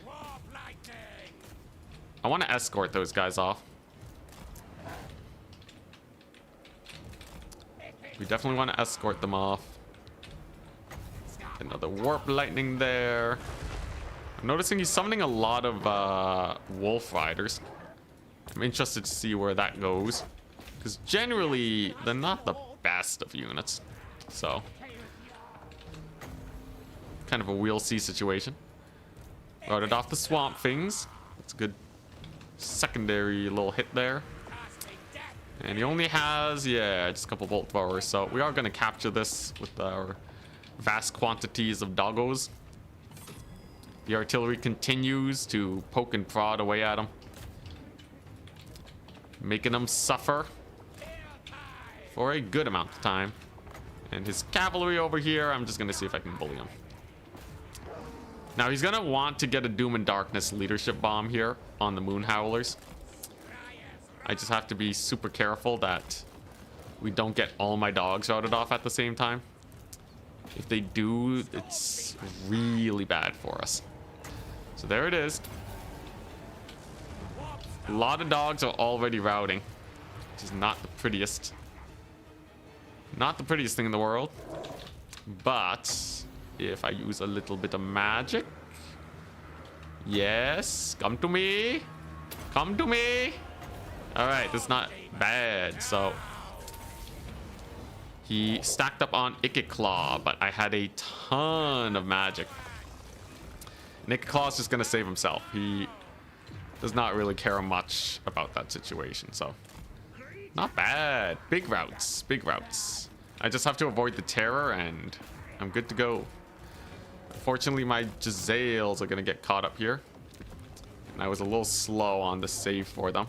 So maybe they can just keep running away. We'll see. I should be able to finally kill his magic. And with her down, I think we'll be okay. Blade Claw catapults continuing to be an absolute menace. I don't think he even noticed my Jezzails were there. That's kind of funny. There we go. Big route on that lady. We do have the double cap. And the Plague Claw catapults destroying the enemy leadership. Looking good. I think it's not a terrible position. There's still a lot of tussling that needs to be done, especially for this middle point. His River Troll Hag did rally thanks to her crazy amounts of healing, but it's looking bad. It's looking bad for the Greenskins. It feels like they are starting to run out of steam, right? I just need to get a couple more routes here, and then I'm good. Big routes over here. Taking out his artillery over there. I'm telling you, man, these Storm Vermin are actually kind of hype. Skaven finally have a mid-tier infantry unit. It is funny that they are just mid-tier, but what else? What are you gonna do, right? Or you want Skaven to have a lead infantry? That doesn't make sense. But as a mid-tier, they are chonky, man. They beat the goblins, you know, they're just good. They're just a solid unit that gets the job done. And like, Skaven do not have a lot of units that can get the job done, so yeah. They're so good even, I'm gonna re-summon them. I'm gonna bring them back. That's how much I like it. Alright, so I don't think I need the Plague Claw catapults anymore. I think they've served their purpose, and they are becoming more of a liability than anything else. In a game of capture points, we want to capture the points. Beautiful commentary. But yeah, I need to start farming that front. Claw also.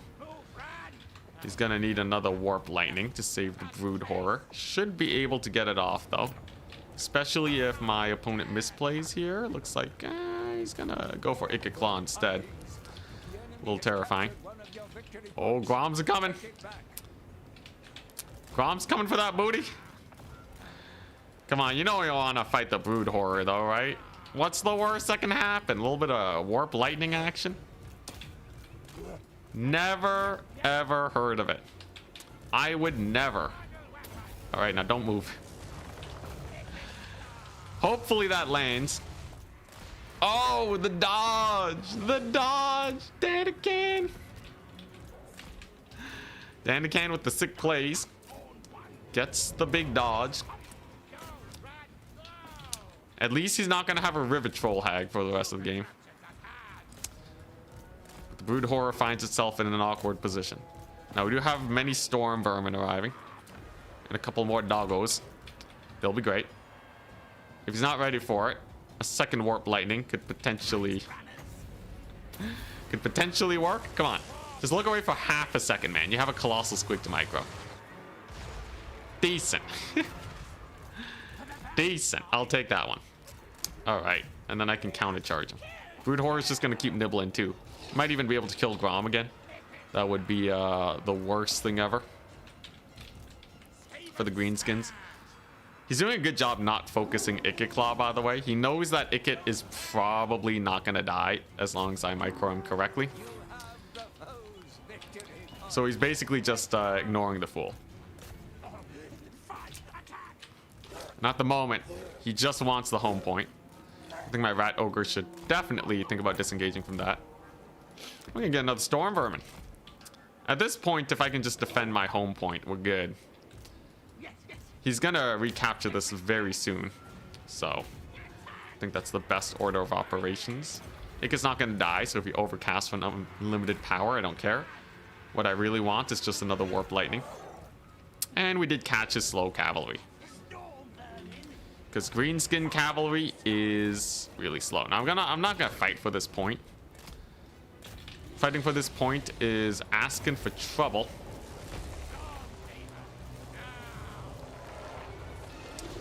Because he's just gonna uptrade. It's just a situation where he uptrades. And that would be devastating for me. If I were to get army wiped. What we really want to do is just slow the game down. Uptrade as much as I can. And just kind of chill and relax a little bit, right? There's no point getting overextended or anything, or letting your Rat Ogres get killed by a Colossal Squig. All that would be very unfortunate. Just going after my dogs. Let's see if we can keep them alive. And in the meantime, Storm Vermin, they're chilling. Now, can I save this capture point? Because if he does take that, that would be bad. He has a bit of time, but like if he wins on a 2-cap, yeah, that would be most unpleasant. So Brood Horror is just gonna beeline it over there. I have enough capture weight to hold it. That's not the big problem. But we're gonna have to hold for like a while. And if he summons dogs and steals this one, like some wolf dudes, I'd certainly be in a little bit of trouble. At the very least, we will get a pretty solid charge over here. Just leaving a couple guys on the side, just so that they can come back later for capture weight. As you can see, the Storm Vermin. The Storm Vermin, they hold. And then if I just, yeah, get a Rat Ogre over here to take this point, I think we'll be okay. I don't believe we need Ikit Claw here. I think he'll be fine. Yeah, this looks mostly fine. I know his cavalry's kind of catching my skirmishers, but it is mostly fine. As long as they keep running away, it's gonna be goodies. Look at that, they hold. Colossal Squig. Colossal Squig is not actually, it's not actually screwing us here. Surprise, surprise. You guys said Storm Vermin wouldn't cook. They're actually doing really well here. And now it's definitely past the point of no return. He's gonna have to capture one of these points soon, but I don't think he'll capture either because he's kind of split his forces. I even still have a Brood Horror here. So if I can just stall for a handful of seconds, life will be good. And we have one last Warp Lightning for the road. This time there is no dodging this. So the HP of his Savage Orc boys gets taken out by half. Warp Lightning is a spell you can dodge, but you have to be so on point with dodging it. The moment you don't dodge, it gets a mega value. And even chip damage worked out pretty well. Skaven supremacy. Skaven might actually be not bad. They're kind of sick. I kind of like the Storm Vermin. I can't believe I said that, but like, look at that. They did pretty good. Some of them got resummoned. But yeah, It did great. I did get a free Grom pick though at the start. If I didn't get that, probably would have been a different situation. Play claws were really good though. Play claws were solid. I think I just overextended with my rat ogres a bit. Bolt thrower spam was interesting. But I think that was the weakest part about his build. Anyways, what did you want to see me do next?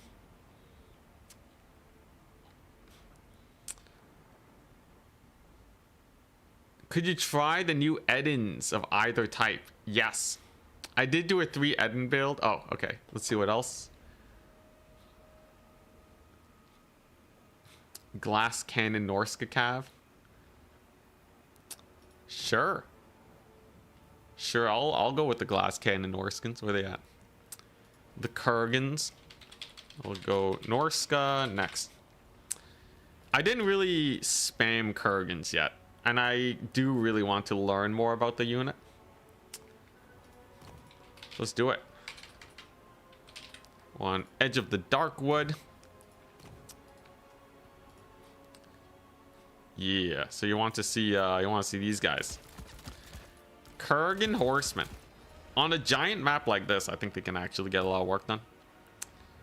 These guys are the ultimate glass cannon. Devastating flanker, frenzy. Rage doesn't help that much, but they have armor piercing. They're really fast, but 55 leadership, 5,400 HP, and no armor. So they are one of the squishiest cav units in the entire game. Now he's going Empire.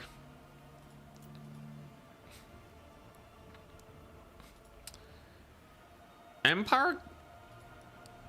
I'm gonna take Dreadmaws again. But yeah, Empire. I could try a rush. So if he thinks, yes, it's a giant map, Intensity gonna go for a kite again. He may be surprised. He might be like, I just have to beat the Dreadmaws, right? But what if, man, do I want a Chimera or a Manticore? Manticores are so good, but they rampage and route so easily. 56 leadership is low. Chimeras have 70. Oh my god, this is so much better. There's so much better. The thing that makes them different from Frostworms is that they're a smaller hitbox. So they can kind of dodge like Manticores. It's kind of funny though, at this price point, they are actually kind of the same as Frost Dragons. CA did make Frost Dragons more maneuverable. Did Danican play Skaven yet? I don't think so. I don't think he plays much Skaven in general. I think maybe he's only dabbled. Or no, has he? I forget. I think he has. I think he has played Skaven. But he doesn't, like, play them a ton. He might, though, with the cheaper Storm Vermin.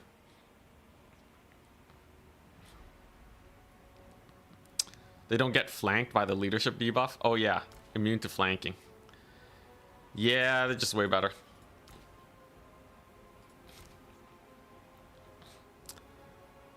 Though it is funnily... It is actually a little close. Now, if I'm up against Empire, I think this is what I want. Wind Blast is a classic versus them. Imagine he gets a Luminarch for sale. It wouldn't be a good idea, but it would be hilarious. I think, yeah, Night Maw and Wind Blast is basically all I need. Smoke and Mirrors. That gives me a 1,050 gold sale.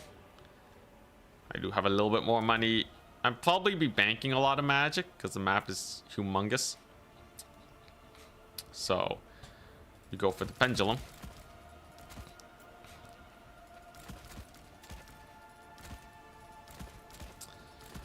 Okay, yeah, and this is what we're going to do. So I'm going to spam Marauders. Don't want the Bearmen. Okay, I think, yeah, I'm going to start with these guys in reserve. And they're just going to be my first summons. They're just gonna be the first units that I bring onto the battlefield. And then I believe we are set. My starting horsemen can capture points. We have these guys. I do kind of want a source of terror versus the Empire. You can't really go wrong with the double Chimera. I really don't think so. And then we get this cool guy too. Lots of new DLC stuff. Lots of new DLC stuff. Not a lot of berserkers, but I don't think I need them that much. I just want like I want to bruise our front line. I want to get kited, you know? Berserkers will get kited on a big map. Dual weapon Kurgans feel a bit mediocre. They still have devastating flanker. Unga Bunga build is best build. Yeah, I'm hoping he has a big infantry style. Danican is a decently big fan of just going infantry builds. So this has a high chance of simply running him over. So if I just evenly space these guys, that way I can kind of pick and choose their fights for maximum effectiveness. You hide. Pretty good luck, have fun.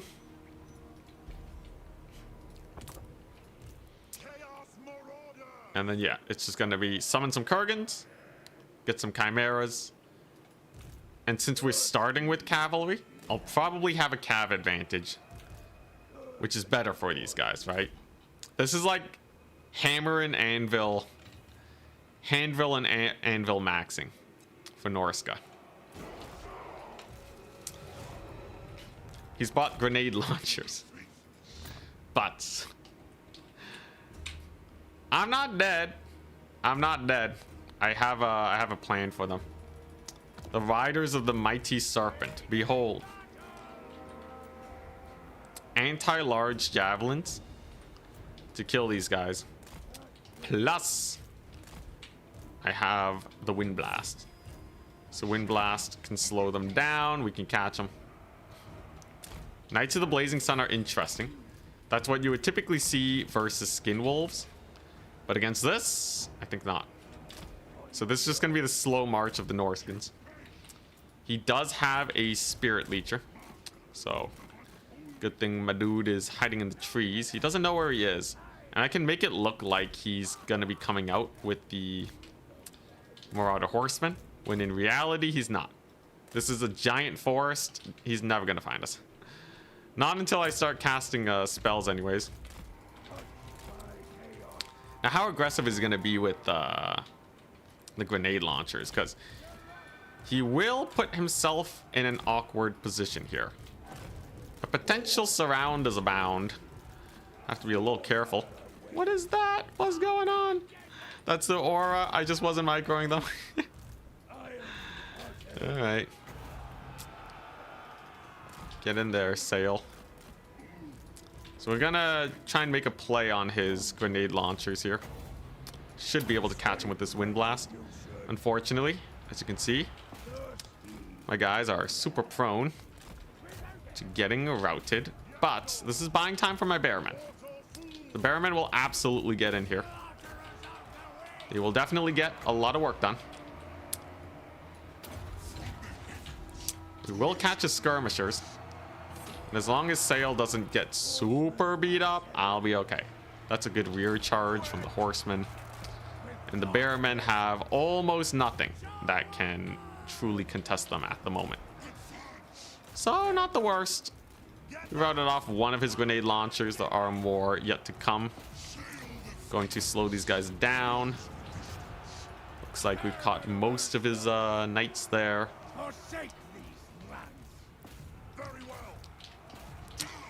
He wins this, right? Sail doesn't die to a random caster. Even with Spirit Leech spam, I think. We'll see. We will absolutely see. Can I get can I set up for a big pendulum? Come on, give it to me. This should be a decent one. Man, my horsemen though, they route easy. They route very, very easy. Hey, leadership hit is good though. We're gonna be able to bully his dudes over here. Our marauders are very high mass, but unfortunately my cavalry, it's a good test of the cav and their capabilities, but it seems like if he has any leadership debuff things at all, it's just gonna suck. Now I can use Nightmaw here. Nightmaw's good. And what if I just keep spamming cheap cav? So here's the thing, my cav might be squishy, but Empire cav is way more expensive. So am I really suffering if that's the case? The answer is yes. These guys are dying left, right, and center, but it's not as bad as one might think. I caught another Knight of the Blazing Sun. We're gonna get a solid rear charge here on a couple dudes. That's all nice and dandy. The Bearmen continue to have a good time. I do really want to rout off these great swords if at all possible. I don't know if we'll be able to do it, but we're gonna try. No source of terror here is a little sus, but they're quite low. They're quite low is all I can say. I can also get a Chimera in here. Ah, there we go, Nightmaw. There you go, attaboy. And if this guy dies, if Sale dies, it's actually not the end of the world. The reason? Because I get more Nightmaw summons. So that has to be good. Now, do I want a Chimera for terror bombing? Honestly, I don't feel the need to terror bomb that much at this point.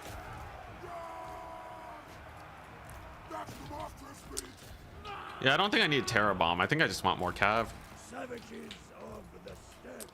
Kind of a crazy thought, but like, yeah, it's actually just quantity. I think we actually just out quantitied the Empire. Like, they had Knights of the Blazing Sun, they had Empire Knights, terror bomb strats, and Boris. I had a tricky boy on a horse and a bunch of naked guys with axes. But just because the Bearmen are so annoying to actually cycle charge with your cav, they open up a lot of opportunities for the horsemen to get work done. I don't think it's a golden combo, like I don't think it's a insta-win type situation, but it's certainly surprisingly powerful. No ranged either, it's just it's just the melee max. Didn't even need to get Ice Wolves in here yet, and I'll have some breath attacks. And yeah, wow, that's surprising. Yeah, so the horsemen actually they're not bad once you have the numbers over your opponent. Like, the Knights of the Blazing Sun were still really good, but like, at the end of the day, a Marauder Bearman and a Kurgan Horseman, they just bully your cav. They didn't do that much damage. Like, honestly, a lot of the value was in the Bearmen, who, by the way, suffered like no casualties. But yeah, I kind of like that. I kind of like that. Definitely not like a start with unit. I think you want to start with Ice Wolves so you get that quantity going. But as soon as you notice that you have an army size advantage, I'd run them.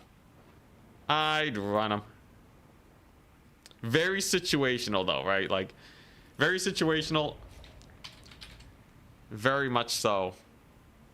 A world where you have to be ultra careful with them. All right, Jade Tomb is next.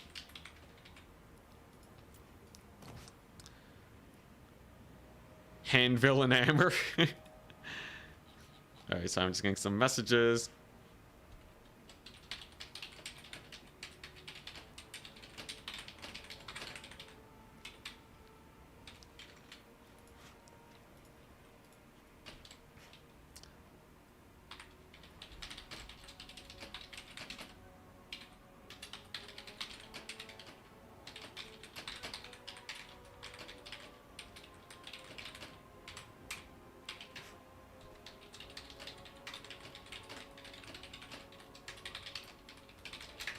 All right. Very nice. I think Norsca is shaping up to be super strong. I'll go Slaanesh next. First. Yeah, I'll go Slaanesh first, whatever. On G-Tomb. Slaanesh feels super strong. I think Slaanesh is still going to be top tier. Their army ability nerf hurts a lot. But at the end of the day, their units are still really strong.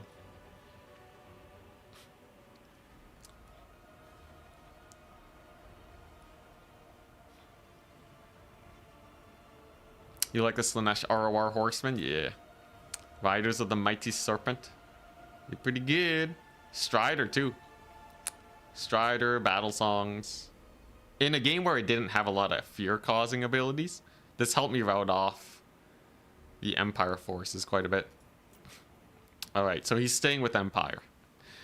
So last time Danican had the Mega Box. The counter to that is 2 cultists with a bunch of summons. That's a solid starter play. I should just double check though. Does this guy have anything that can save me? Leadership for him plus 10 or her. I can't really tell. Too much armor. We got a Druchi Anointed with Soul Sealer. 80 armor, anti-infantry, but yeah, I think what I want the double cultist. And against Danican, well, so here's the thing. You can take a Devotee Crossbow and the Riders of the Mighty Serpent. Just in case he has a Mega Box. Pleasure Seekers are certainly not bad. Praeton is terrible. These guys will die to spear spam, so I don't like them that much. Chariot's kind of awkward too.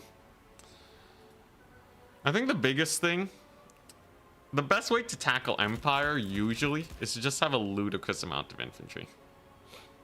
I think if I just go Forsaken Slongor, I think we're already in a good position. The mask is really strong too. You got that, yeah, you got that crazy aura going on, but it does mean that, Well, here's the thing, right? So Keeper of Secrets. Oh, you know what I should do? I should take this for Terror. If I'm going the mask, I won't have Terror. But I will need magic. So, -1 Cultist of Slaanesh. And we're just gonna have this guy on foot. Nothing particularly fancy about this guy. Just a cheap dude that can pendulum his face. That'll hurt his leadership quite a bit. 1,100 gold, so why not just go for the chariots? And then we want to win the cav fight. So generally speaking, you're gonna see a lot of armored cav. So going for Seekers is good. Having 1 Pleasure Seeker in reserve, if he doesn't have a counter, is very strong. And do I want Marauders? If he takes a lot of infantry, it's not the worst idea to just have Marauders. Just to kind of slow him down a bit. I could go Chaos Warriors even. 33 speed is decent. Chariot worth. This one's worth because it has Terror. Slaanesh is a faction where Terror is surprisingly hard to come by. Most of your options are ludicrously expensive. So you're kind of stuck with the Chariot. Which is, by the way, the cheapest Terror on the roster. Pretty nifty. Yeah, I'll just take more Slongors. Alright, this should be a good enough build. I think the mask being a solid lord that doesn't get shot to death is really nice for Slaanesh. It's kind of like a more active Sigvald. Praeton ROR. That's true, there's 4. Crap. No. No.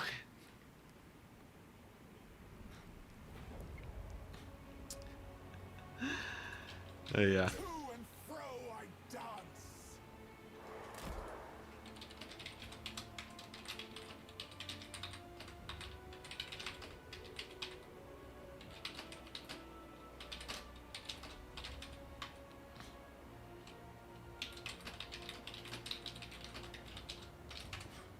All right.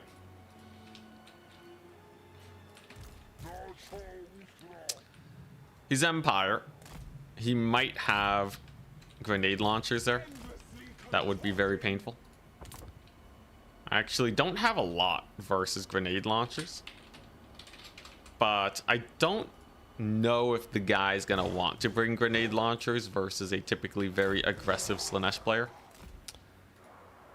So I'm kind of just hoping he doesn't. If he does, I have some cavalry that can tussle with them. But yeah, we'll see. And it's gonna be chariots, bunch of infantry. I am much more prepared for his build than I was last time, at least. He has a witch hunter, he has a Marcus Wolfheart, and he has a reserve caster. And with this wizard, Leech and Buna. So that's obviously some mask tech.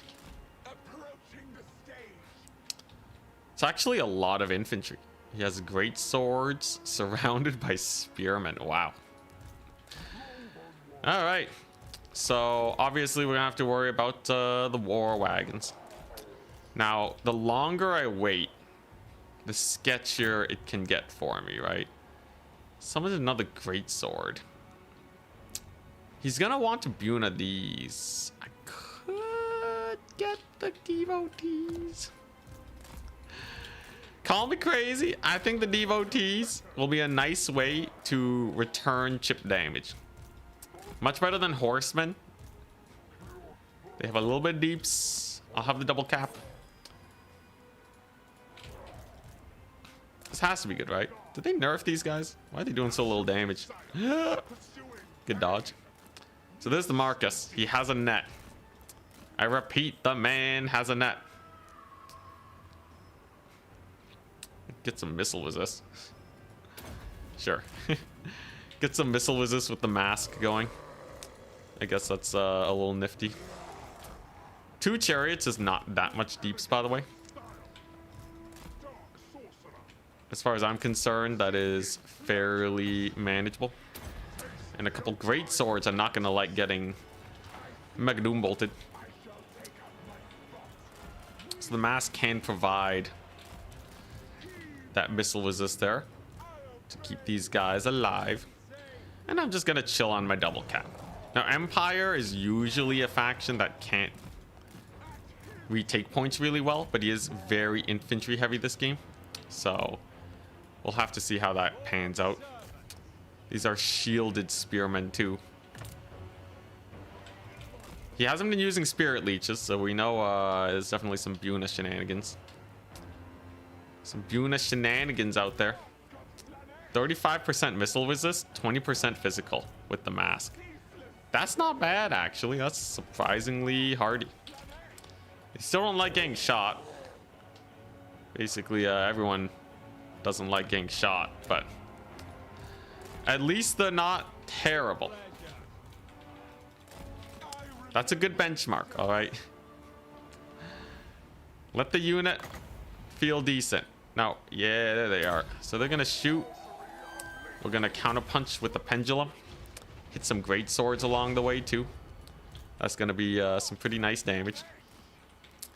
Yo, the mask having a missile resist aura is kind of bonkers. And this means we're gonna be slightly more effective with our magic than Dana can. He'll be building it up, but if he doesn't cast a Buna, I think it was still okay. Yeah, and he's just gonna go for spirit leeches. Now he's gonna have nigh endless amounts of spirit leeches. So it does make life a little tricky. And he is going to be going for a little bit of play here. Right? He's gonna be trying to secure a point. He has some knights coming along the way. If there's one thing I know about Buna though, it is rather expensive. So that should set him back ever so slightly. It's going to be very hard to dodge because they're all stacked up. He notices it though. So just his crossbows kind of suffer.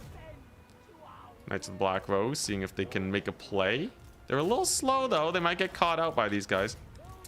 That would be certainly unfortunate for them. And I should be able to capture this point, too. As you must remember, there is not that many... there's not that many range units here, right? So I think we go for it. He gets the Buna off. But I'm going to get another unit infantry going. He doesn't have a lot to kill my ladies here either. But what's that? What's that summon? What are you bringing in here? Just another cav unit? Not a problem. Unfortunately, the Buna did eat my ladies over there. But what will you do against this? I still have my chariots. He's worried about them, though. He doesn't want them to get too much cooking in. That makes sense. Unfortunately for me, I've also mispositioned the mask. Can I get a big pendulum, though? That would be nice. Getting at least a few routes in here would certainly help the cause. And now we can roll in with the terror. So he doesn't have too much that can actually shoot it. That should help us out a lot. A lot of his guys are slightly out of position too. So I think this should be quite bad for him. If all goes well, my terror causing chariots here, they should be able to cook. And then I'll get some more Slaangors over here in the distance. We are going to secure one of our points. And I just want to make sure that these guys are solid counter-charging tools. First and foremost, they just got to counter-charge. Now the center line and his flank over here is pretty scary. My chariots have to be a little careful too, right? They're at a high risk of just getting murdered if I do not micro them correctly. And we haven't actually captured this point just yet. So life is a little sketchy. Now, the mask is a menace. I believe they will be able to cook quite hard here. And the great swords are a little slow. That's honestly not too bad. There you go, big old terror route. And this is a terror route for sure. Over on this side. We'll just rampage these knights so that they don't get in the way. And there we go. Very solid. Very solid. So I think we might still be good. Even if he's technically up trading and I have no points. Doesn't that sound bad? Doesn't that sound absolutely atrocious? He's using his wagons to body block my chariots too. They're stuck, man. I think they're in there though. And we have the mask. And I have a pendulum. Pendulum should definitely be good here. Let's see if we can charge these guys. Beat up his knights. Come on, mask. I believe in you. Just cook. Cook him up. Chariots will heal too. And I got a massive rear charge on his great swords. It might not be too bad. If I get some pleasure seekers in here, I think that would be the best case scenario. Thankfully, most of my guys aren't routing, and the mask is getting a lot of mortis damage, all right? Do not underestimate the power of that mortis engine. Plus, my range units got into melee, which is actually kind of good in this particular situation, as they are actually pretty good melee fighters. So that's not bad. And he's not going to have magic for the pleasure seekers, that's for sure. I can tell you that. Mask ain't gonna die anytime soon. He does get the net though, but big routes abound. I think we're good. This is looking not bad. With most of the great swords down, the mask just farming the poor guy. He's stuck summoning in pistoliers, and he taps out. Wow. Behind on value, behind on points, but I don't think it was tracking the mask value. What a grind. The mask really is a game changer though. I could not have done this with old Slaanesh. Pendulums were okay. I was out of magic.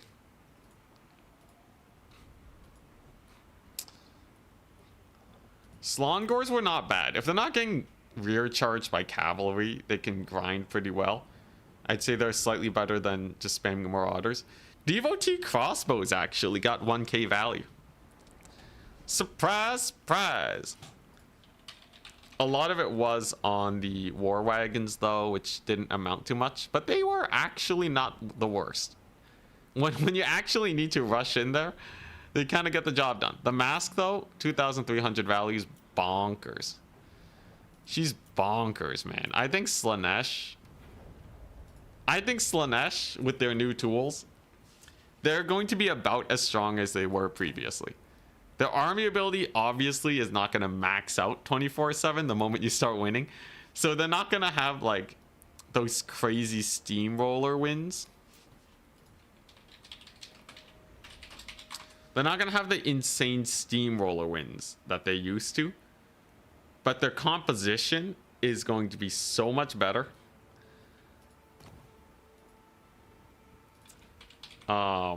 They'll just be able to play a much better standard playstyle.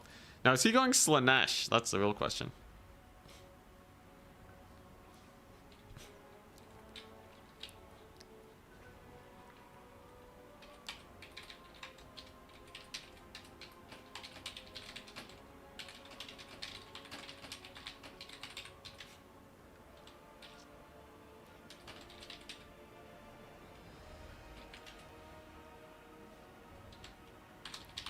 Sorry, just more messages.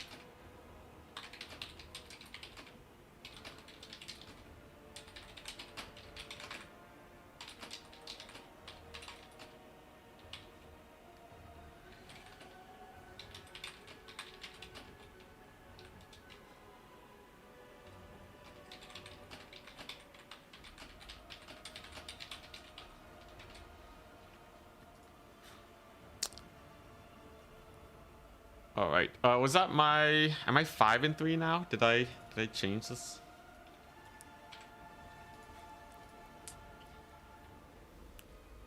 Yeah, mask value is crazy. Kislev versus High Elves on the Celestial Lake. Kislev. They're a very shooty faction. The Oceanid is not gonna cook here.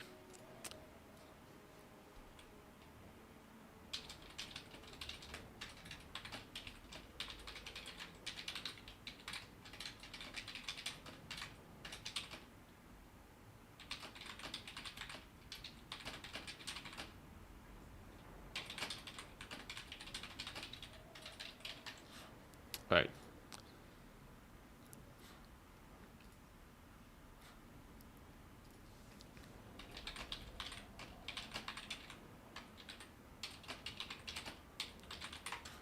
So many messages.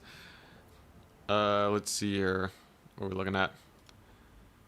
How do I want to play High Elves versus Kislev? Can High Elves pull off a melee rush versus Kislev? Kislev's like one of the hardest factions to melee rush, but hear me out. 5 ships company, 5 rangers. That's like a decent amount of menace, right?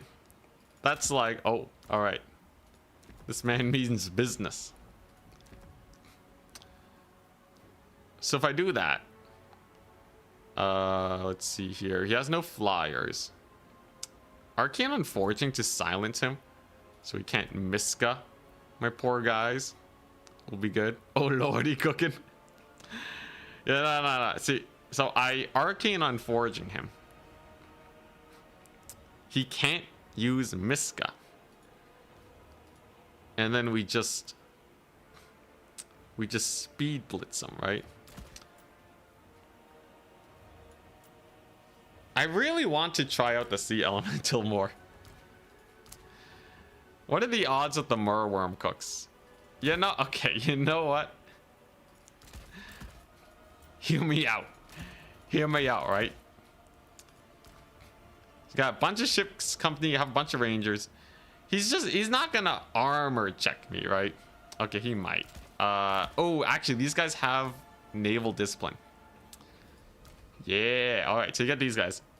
You have a bunch of infantry. You have a Merworm. That's going to be my centerpiece here. And then he's going to have a bunch of cav. That's going to kill everything. Now, how does one deal with that? Second Merworm. Sea Elemental? How do you kill cavalry? War Lions? Oh, crap. Wait, how do I kill?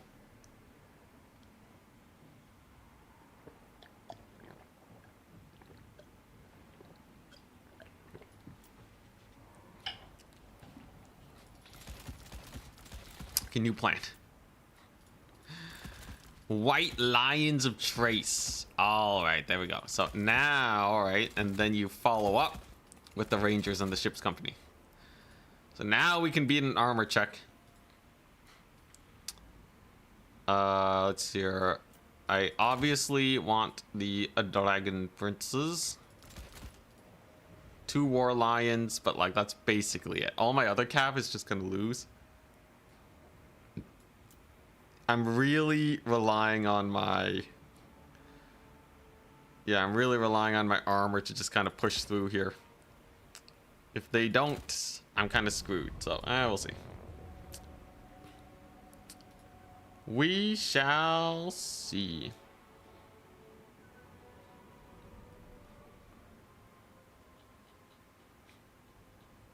So I'm going to check the time of my tournament.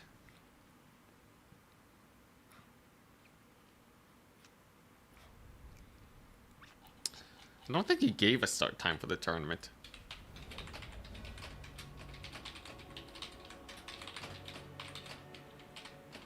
It's on the 30th. That's Sunday.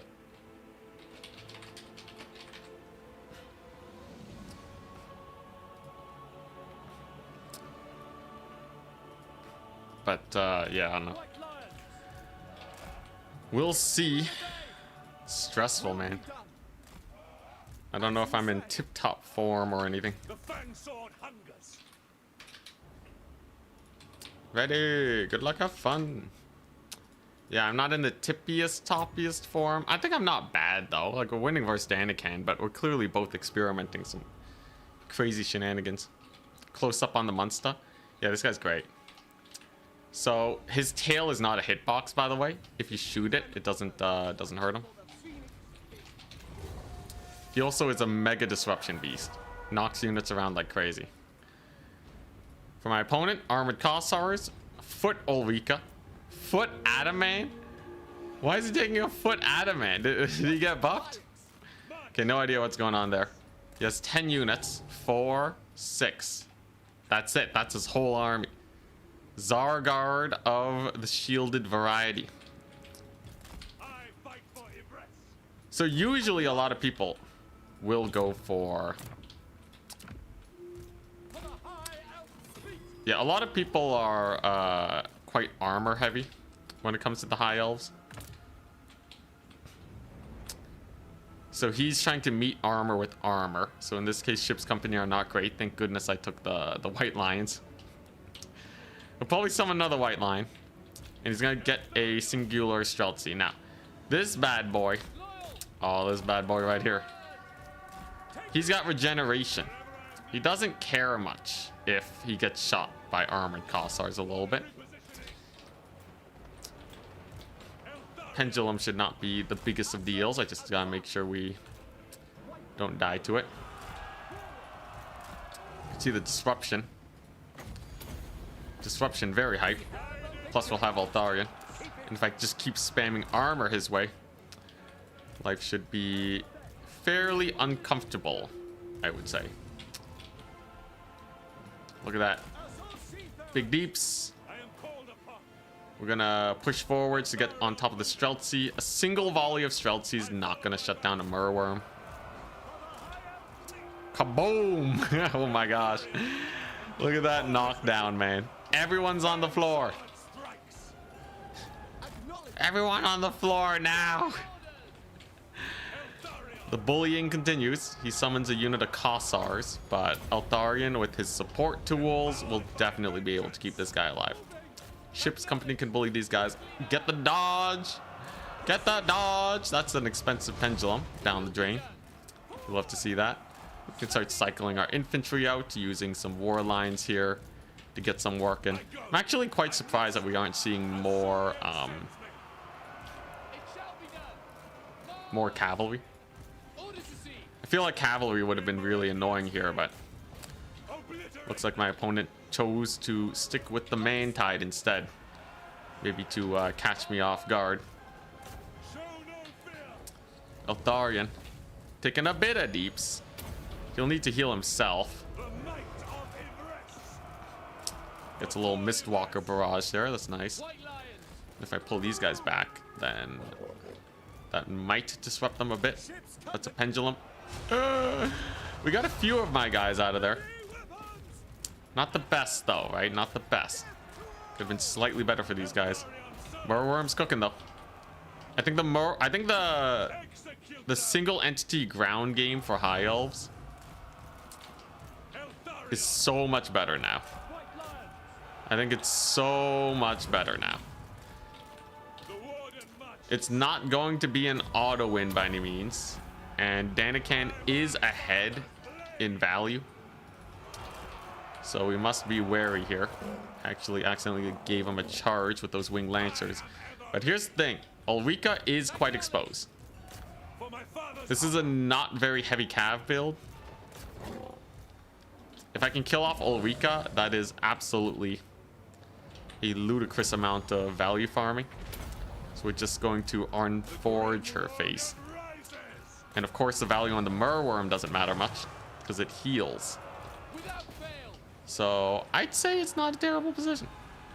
Rangers have to be a bit careful getting overextended here. That much is for sure.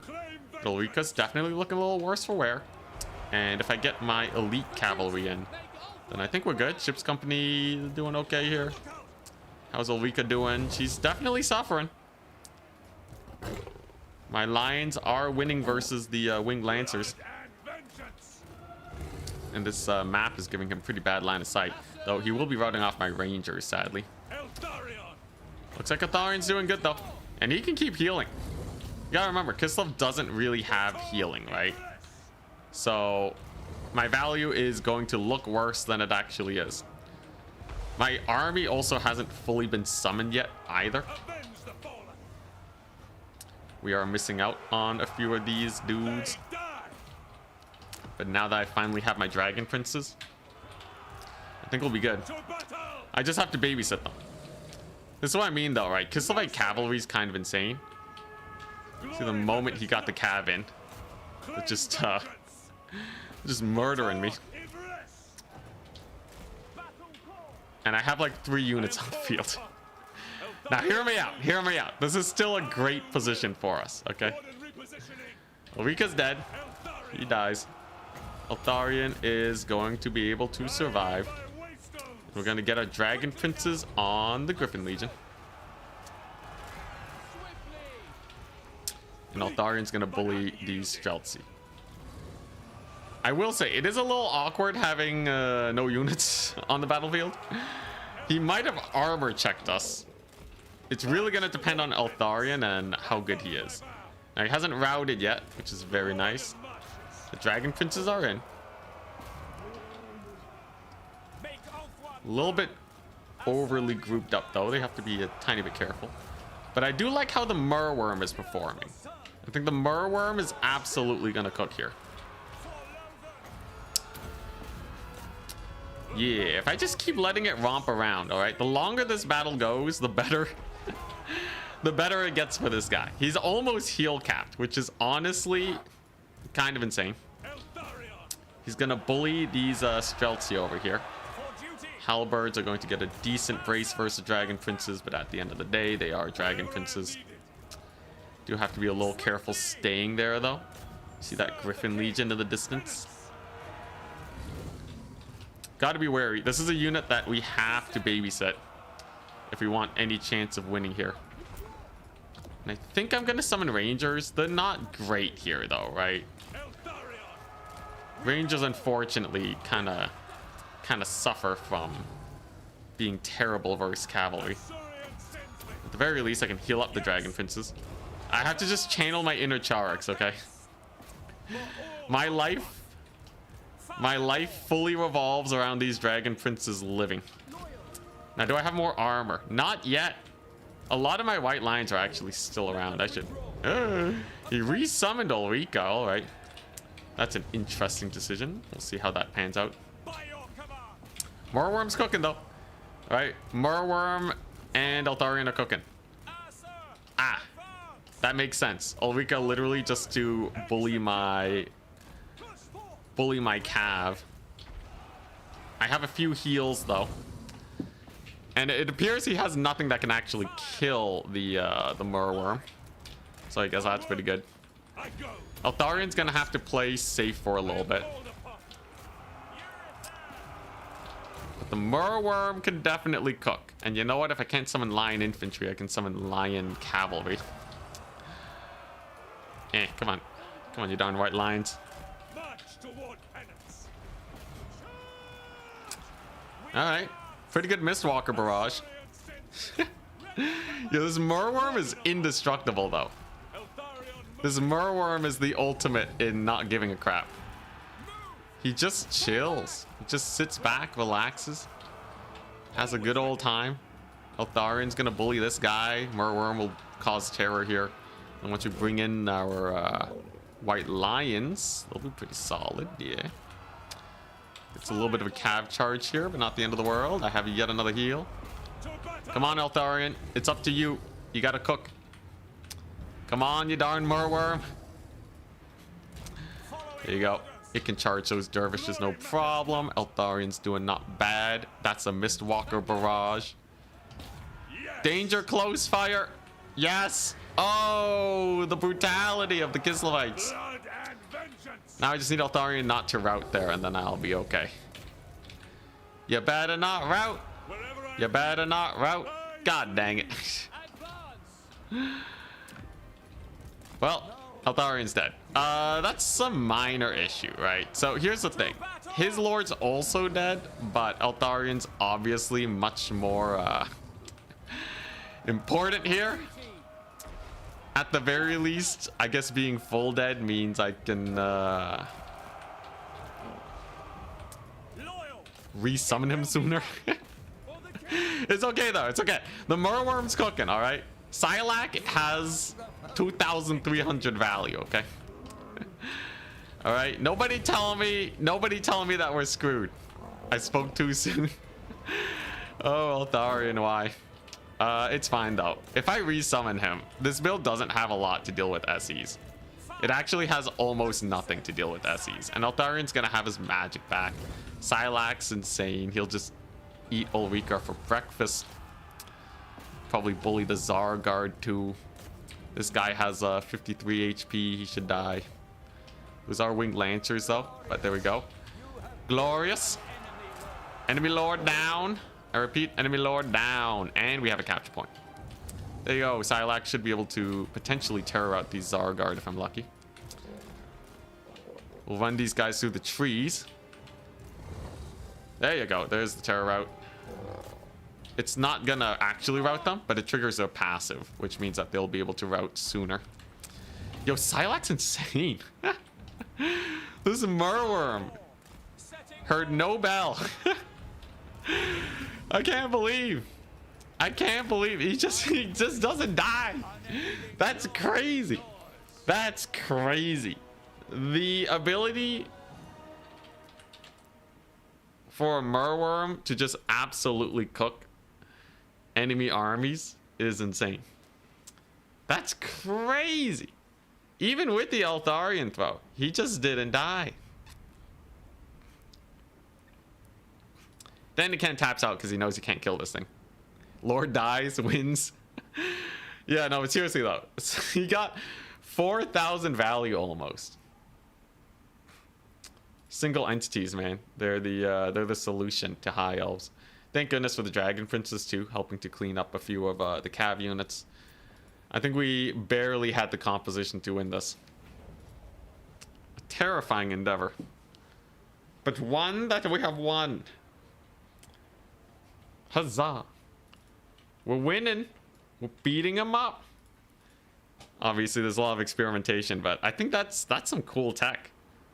That's like the scary thing about high elves. The fact that they can do that will make everyone shiver. Shiver in their booties. Alright, so he's going high elves. I kind of want to go like an old school cool faction. Honestly, my ogres is not great.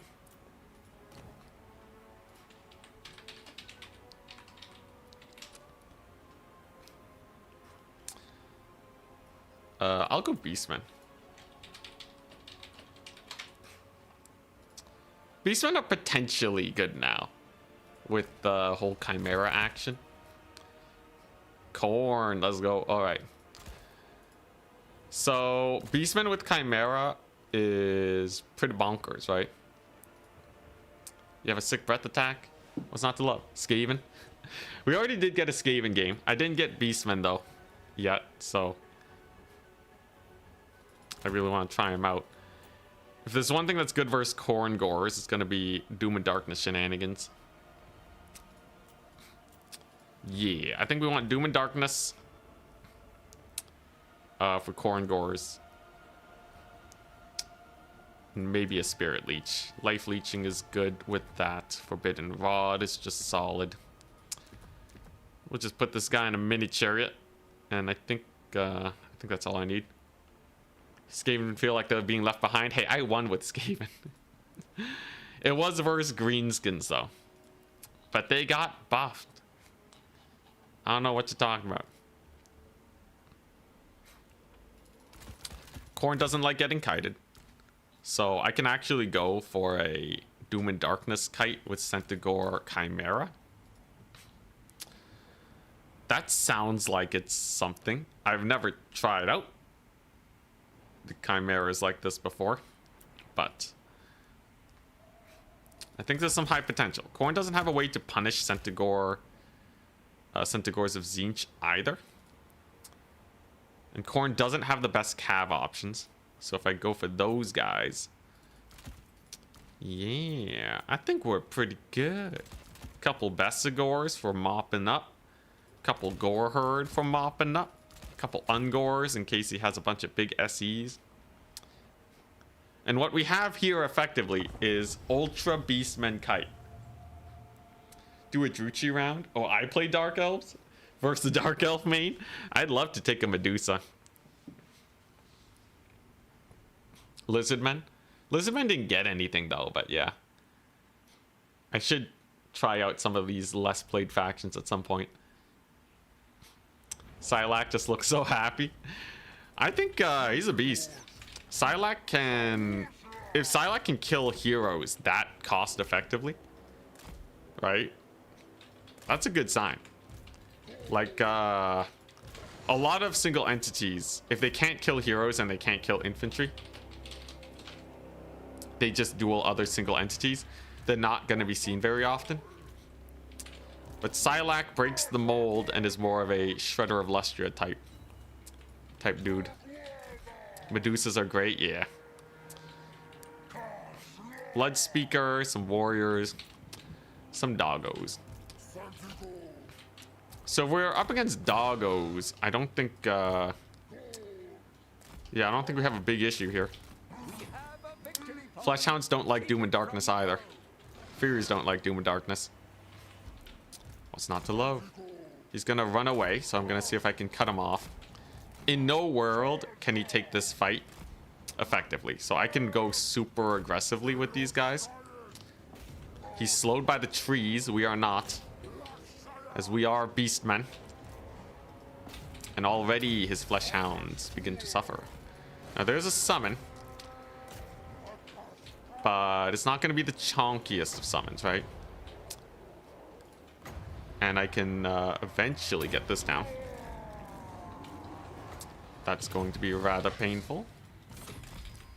Hello, more cav. Oh my god. Fleshhounds really don't like Doom and Darkness. Okay, gotcha. Gotcha. All right.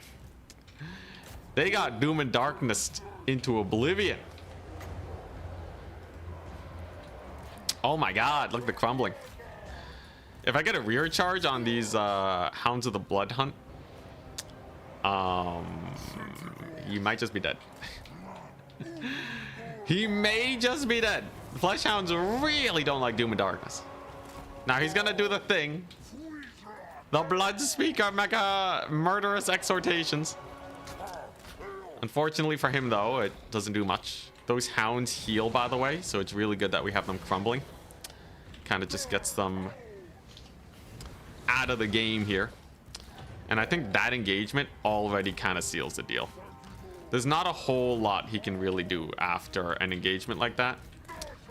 And with a double Chimera shenaniganry going down now, it's gonna be ultra tough. And I have a ton of AP cavalry here to seal the deal.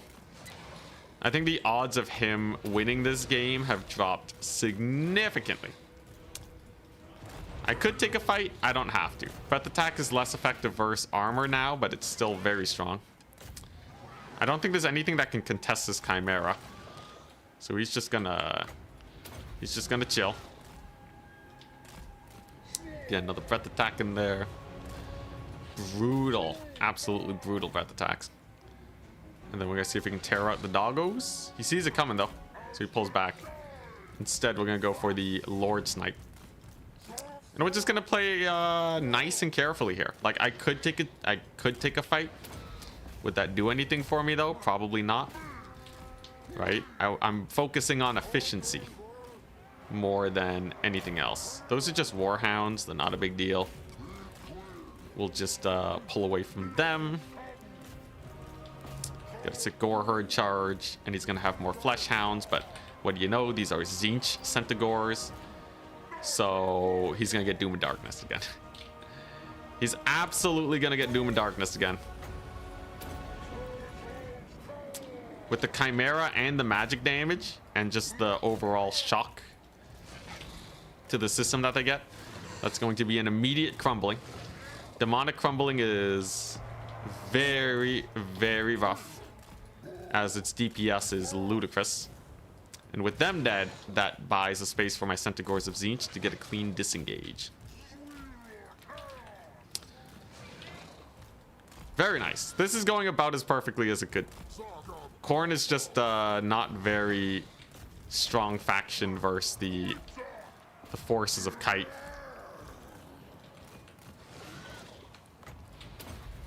So I will breath attack those Khorne Gores too. And I'm not gonna... I think I might as well Spirit Leech. I get magic on this guy anyways. I get 2 wins of magic for each spell I cast.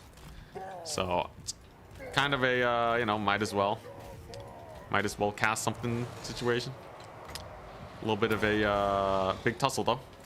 The dogs are back in town, and I did end up taking a slightly bad cav engagement. If there's a way we lose this, it's by losing all my cavalry to a bad infantry grind. And I certainly don't want that. Danican punches back. Getting a bit of work done. We must not get complacent. Complacency is death. So what we're gonna do instead, I'm just gonna capture this point and just take it slow. We're not here to actually capture points. We're here to buy time. I need to buy time for my chimeras to get the maximum amount of value they can. So why am I taking this fight? Why am I taking this fight? There's absolutely no reason to, unless potentially I can get another fat Doom and Darkness. Seems like indeed the Furies, they leash back, and there goes their leadership. So that's gonna result in some pretty nasty routes here. These Warhounds are not Doom and Darkness though, but they do have some allies running. The leadership is looking a little too high for me to actually do much though, so yeah, I'm just going to back it up, get the Bastagor, and we should be okay. I did kind of take a bad fight though, right? Like I lost a bunch of Centaurs of Tzeentch. A lot of the HP's kind of suffering, all for like a Flesh Hound pick. I could have been slightly smarter there, actually. I could have been slightly smarter. Danican's actually making this quite scary.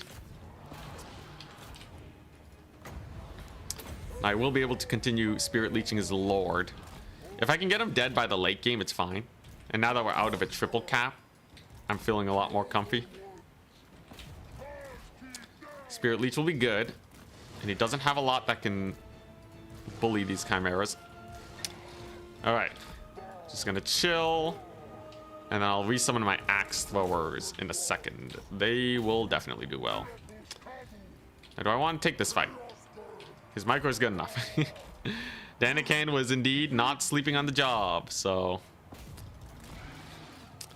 No play over there. I just have to get that Lord Sniperino.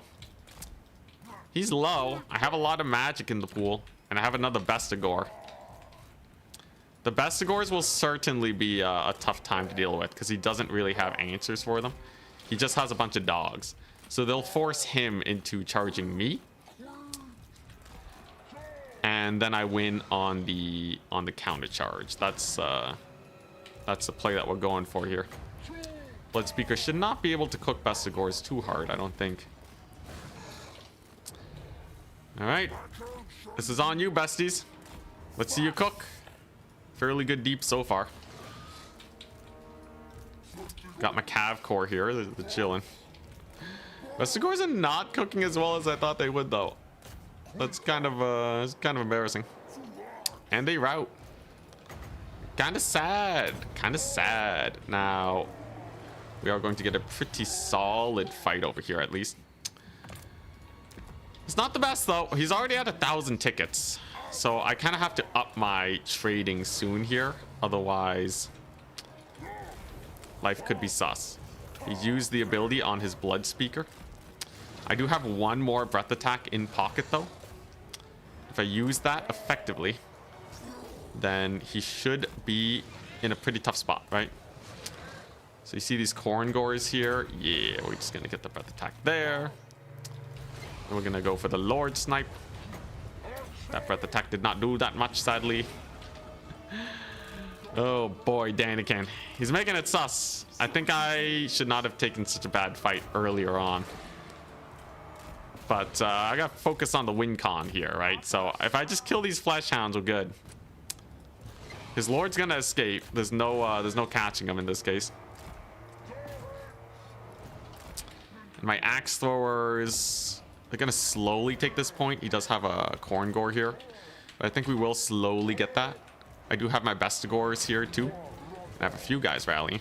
That's good.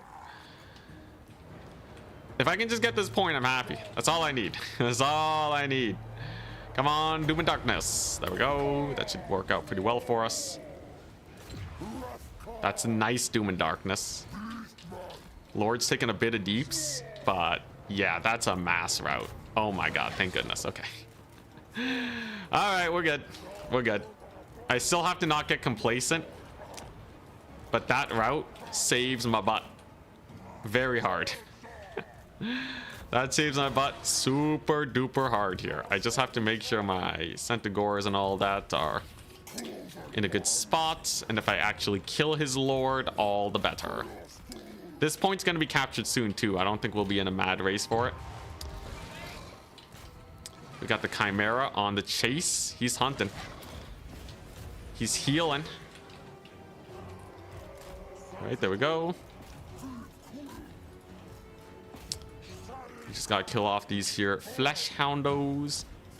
Drag them through the mud. Glorious, the Lord is dead. Oh, jeez, okay. Almost through. I almost through. But yeah, I think Chimeras, even after the price change, are really good. They both paid for themselves. You well played.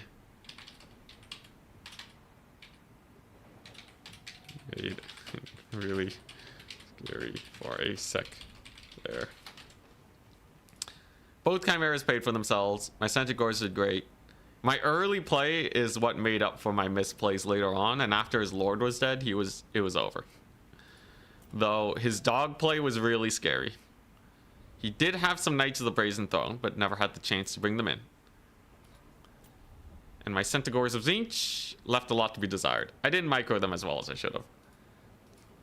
But a win's a win.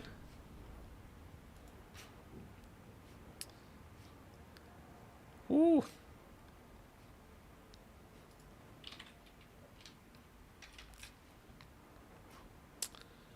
And the last map that he's playing on is going to be Itza. A lot of games today. I think we might call it soon.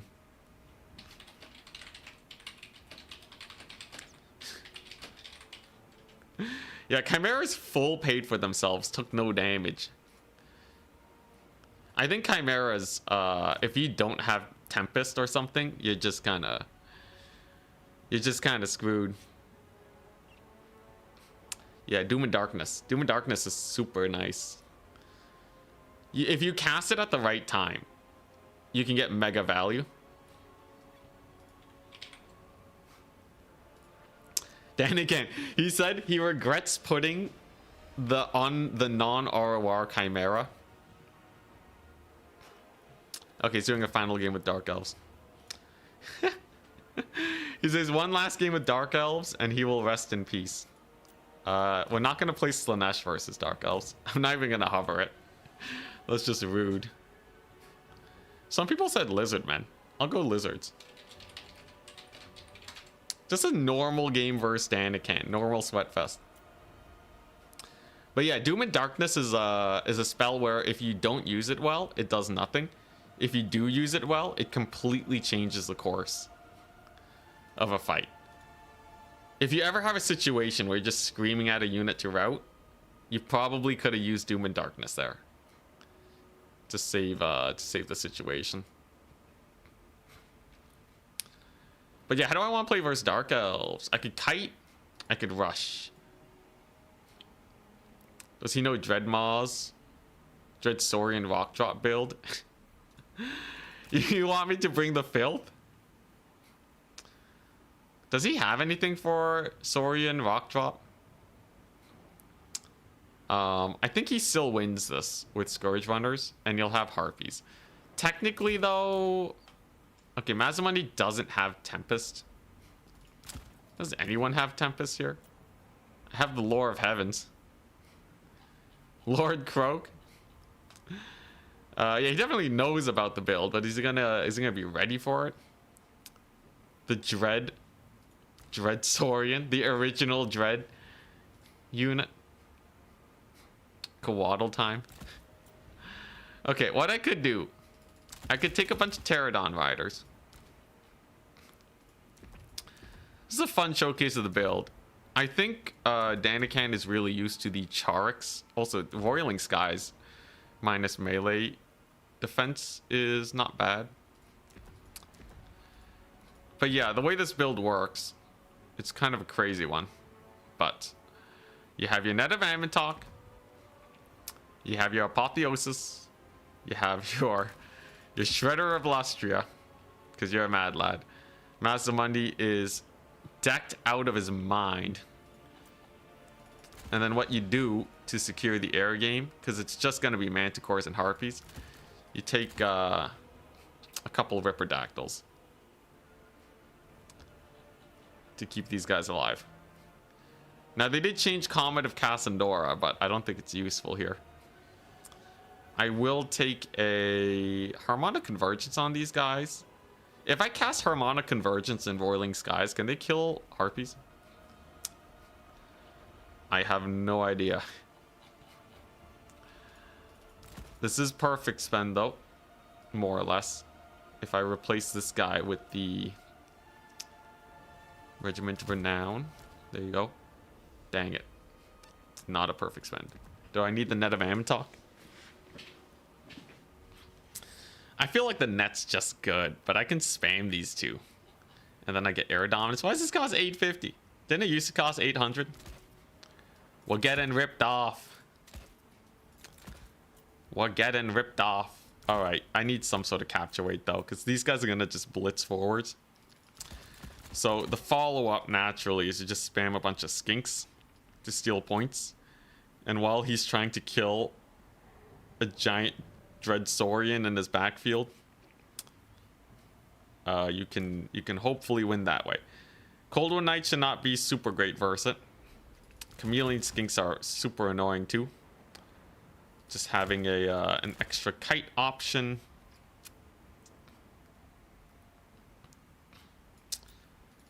Cohort of Sotak. He's not gonna win with an infantry spam though, which is why I'm not really respecting any potential infantry he might bring. I think if I just yeah, bring in a little bit of these guys, then I think we're comfortable enough. I have some money left over, but there's nothing to spend it on unless I want to like do this, which I guess. All right, you know what, hear me out. 250 gold Skink Priest is actually really efficient capture weight. He's more capture weight efficient than a Jade Warrior. Think about it, right? So he just kind of waddles onto the point, sits there, doesn't die, takes damage, still has 3 capture weight. Actually OP. The question is though, will he be ready for this? So the Shredder has arrived. The Master has arrived, which is gonna go and quick cap this high ground point and then mostly just rush his face down. Now he's likely going to have Harpies as his first call-in, so I'm probably just gonna save up for Ripperdactyls at the start, unless he feels like he doesn't need it, because he does have 2 Scourge Runners and a Medusa. Maybe I don't need it. What is this? Pendulum and thing. So he has a Medusa. You know what? Maybe I don't have to worry about him. What if I just get another flyer? We go from there. So he's going to yeah, he's gonna start shooting me. Picking a fight is hard because his Beastmaster has shenanigans.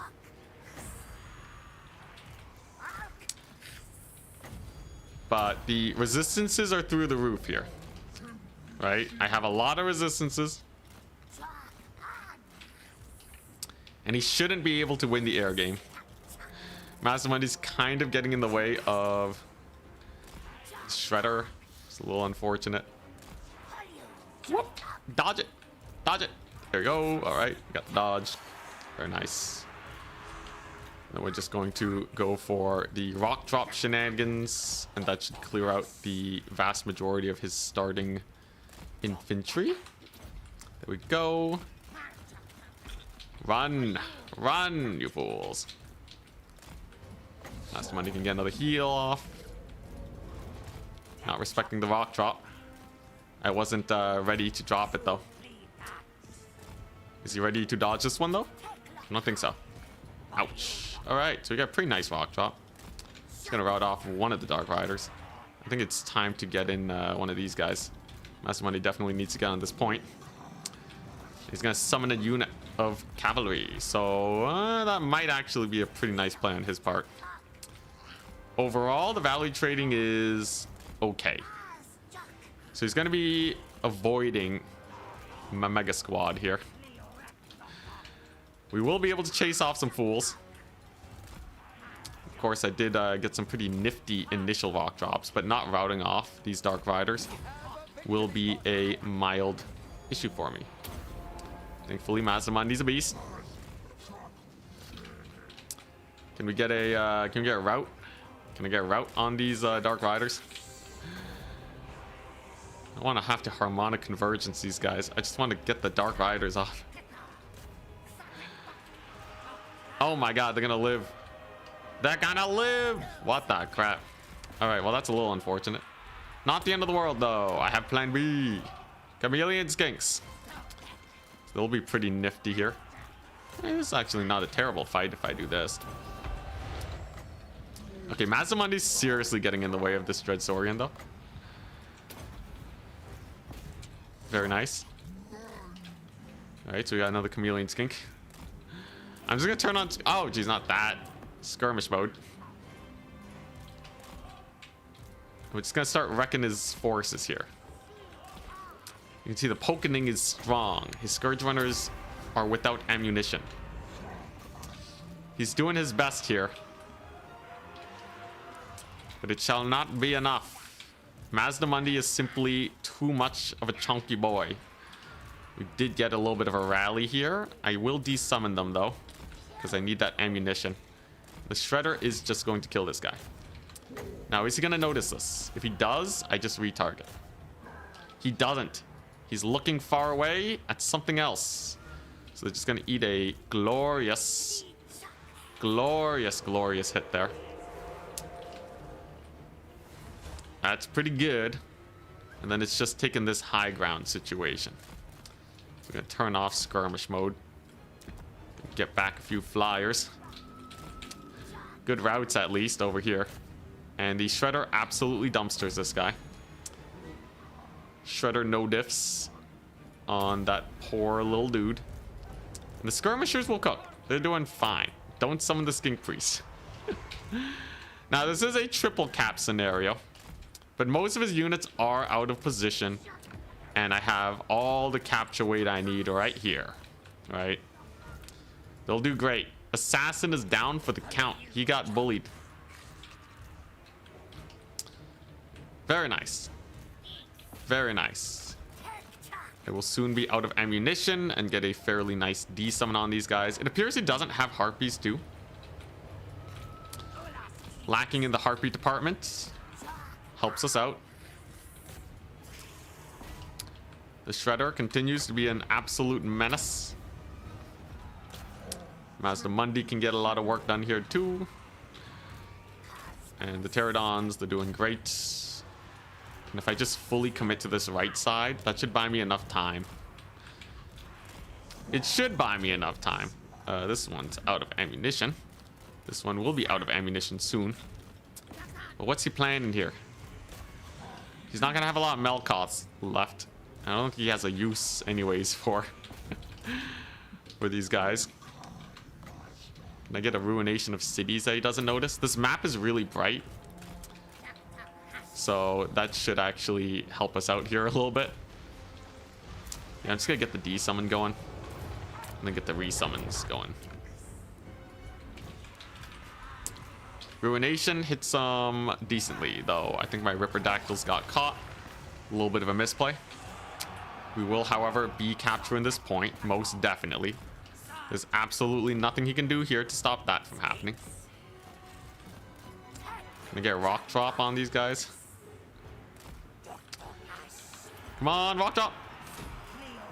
It was decent. I'll take it, I'll take it. It's gonna have a few more Cold One Knights here, but they shouldn't be able to do too much. Mazdamundi is going to live, and then we're gonna see what we can do against these guys. He's being wary of the rock drops. It's smart, right? They're rather painful. So just gonna park right like so, and then we're going to alley-oop.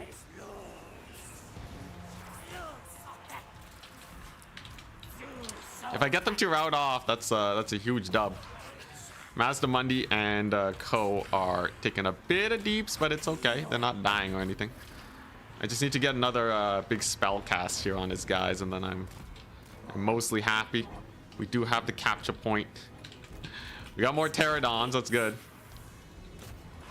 It's just Mazdamundi's taking a little bit of deeps. Just a little bit. It's not the end of the world, but it's also not like a beautiful situation per se either. I know he's looking at these crossbows, so I have to be a little careful. But now that he's probably looking away, I can maybe get some work done there. Get another Pterodon for the value trading, because this is a value trading situation. Absolutely. And indeed, we did get that pretty nice spell cast. Mazdamundi has his entire Winds of Magic pool too. How wondrous. Not the worst. Not the worst. I can just chase these guys off. Yeah, I just have to secure the point, and then I'm fairly happy. Do I have a rock drop here? Oh. He doesn't know! Yes! Alright, so that's a solid rock dropping on his face. Very nice. We'll just escort these cold ones off the battlefield, and then get a great weapon guy over there. He's focusing Mazdamundi, so we heal him. There's the passive triggering for him. Is he going to notice the spell cast? That one's a little bit more obvious, but it seems like he doesn't notice. So that's gonna help me out. But at this point, there's a little bit of an issue, right? He's gonna start capturing points if I'm not careful. Gotta stay away from the Witch Elves, of course. Especially with the passive triggered. It's not gonna be too pretty. Shredder is looking a little worse for wear too, right? This could be slightly bad. This could be slightly bad. At the very least, I should be able to get a pretty solid rock drop here. It's a tough fight, though. Mazdamundi ain't gonna die anytime soon, at least. And I can focus fire his lord. Dang it. He gets a rampage. We're gonna need to rock drop like so instead. And the damage is not bad. I'll take it. It is serviceable. We will live. But how's the Mazdamundi? He's still doing not bad. Mr. Chariot dude is a little annoying, but I think we're doing okay at least. He shouldn't be able to secure this point either. Not with the forces I have here. Though with the Cold One Knight summon, it's a little different. I will have my Spear Riders, but I can't afford to let him take the point, right? He also has a Manticore here, and he's going for the kill. Mazdamundi will have to use his last little bit of healing. I kind of wish I'd focus fired his Lord a bit better. But it ain't over yet. I still have the point. It is still just a double cap. A double cap is completely manageable. The death of Mazdamundi will be painful unless he manages to run for his life. If Mazdamundi lives and gets off the rest of his heals, that'd be great. I just don't believe he will. And he dies. That's unfortunate. Now, I do manage to secure the point. And we're going to get yet another D-summon. But I can't afford to lose this. If this point goes down, it's super Jover. Alright. We're just going to have to, yeah, we're just going to have to hunt down his little Lord here. Get the Lord loss penalty going. And then we'll be okay. I have yet another Cold One Rider. They'll be great. And I have some Skinks that we can start spamming onto the field, as he doesn't have too much infantry here. I think we have a chance. Ooh, but the Shredder routes. The Shredder routes. That's not good. A lot of my shots are being wasted here too. It's not targeting the Beastmaster as I would have wished. It's going to be a tussle. I have a lot of infantry here at least. They'll be able to start making the way to this point very soon. But if I don't kill that Lord, it's all over. It looks like he is going to maybe rout. The charge? The charge from the Pterodons? Heroes. Absolute heroes, each and every single one of them. Alright, then I can summon my little skinky boy here. Start making his way there. Daniken's gonna want to try and steal the points, but we can hopefully prevent that from happening. Though he did a good job of defending his Lord. He will likely rally. A Lord loss penalty would have been insane. But I have plan B, which is just resummoning these guys. So with a few minutes on the clock, we have a point secured. We have a bit of a fight going on. I'm going to need to bring these skinks back, sadly. And I have a little dude to potentially get the Lord snipe off. Come on, man. Just die. Just die. It's fine. It's okay. Just go to sleep. Go to sleep, dang it. Freaking hell. Just die, please. I swear, Daniken has the tankiest Lords you've ever seen in your entire life. I'm going to have not a lot of time left here. Holy smokes! Can you die, please? I'm stuck summoning in this skink. Okay, there we go. So we got him. Took a hot second, but we got him. So now all I gotta do is hold this point. He is stuck with infantry, which is perfect for me. Okay, alright, I have a chance. I have a chance. Never say never. We're gonna have some Cold One Knights and the like. We're gonna have some skinks moving up. This is definitely gonna have to be a very fast play to actually get here. It's a two minute timer situation.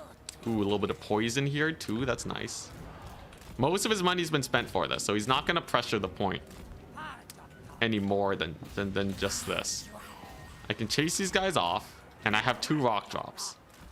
Now his infantry's gonna get here, but I think if I just rock drop their faces, we're good. Rock drop number 1. Brutal. Absolutely Absolutely brutal. Jeez Louise. And he leaves. Huzzah! Oh my god. You got it. I got it. GG, well played. Holy crap.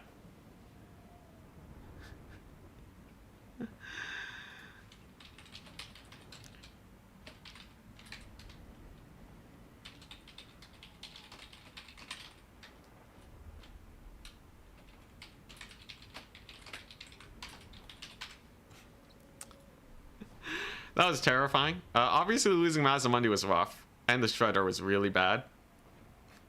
If I played a little safer with them, it would have been fine. Like, I was capturing points at a good pace. Pterodon Riders were amazing. Rock Drops are where it's at, man. The king of the jungle. Oh, man. Dude, the Rock Drops were insane. Yeah, his poor Medusa in the starting army was really rough. If he didn't start with the Medusa and had one more chariot, I just would have lost. The Pterodons are just not good enough against chariots. And the Manticore actually, it finished off Mazdamundi, but it didn't do that much damage. His Knights actually did really badly. It was, yeah, I think he was expecting like a very different build. A very different build, right? Though, man, look at that value. Double Assassin Summon. He really wanted the Shredder dead. And he did kill it, along with Mazdamundi, which is impressive. I definitely had a lot of extra magic left over, so it wasn't perfectly played by me. But I think the build difference kind of made up for it. This build is like, you would, to hard counter it, would leave you open to every other Lizardmen build. So, not bad. This is why you love Lizardmen. You can bring the goofiest units, be extremely aggro, and still win. I think Lizardmen have a lot of units that are goofy. But they all kind of do good enough. Also, Skink Priest. Everyone, I am here to let you know that the vanilla Skink Priests of Beasts with no items or spells actually helped me win that game. The true MVP. Yeah, you're right. Never mind. You can't bring some goofy stuff. You bring... I don't know what's going on, man. This and this is all really weird. It worked though. It worked. Well played to Danican. I brought some try-hard stuff. We both brought some meme stuff, but we did come out on top. I will see you guys tomorrow. Yes, it's gonna be a Friday, or I do have some editing to do. Maybe I'll just edit tomorrow. We'll see. We'll give it a TBD on tomorrow, because I am also streaming on Sunday. We'll be streaming our tournament run. That one's gonna be exciting. Yeah. Next time T-Rex build. I like the Carnosaur, but yeah, it's kind of weird. Yeah. Anyways, I'll see you guys then. I'll see if I can find someone to raid, but usually no one's streaming at this time. But I'll double check. Twitch Total War. But yeah, maybe stream tomorrow. Who's streaming? Total War Warhammer 3. I don't know any of these guys. All right, we're tapping out then. See ya.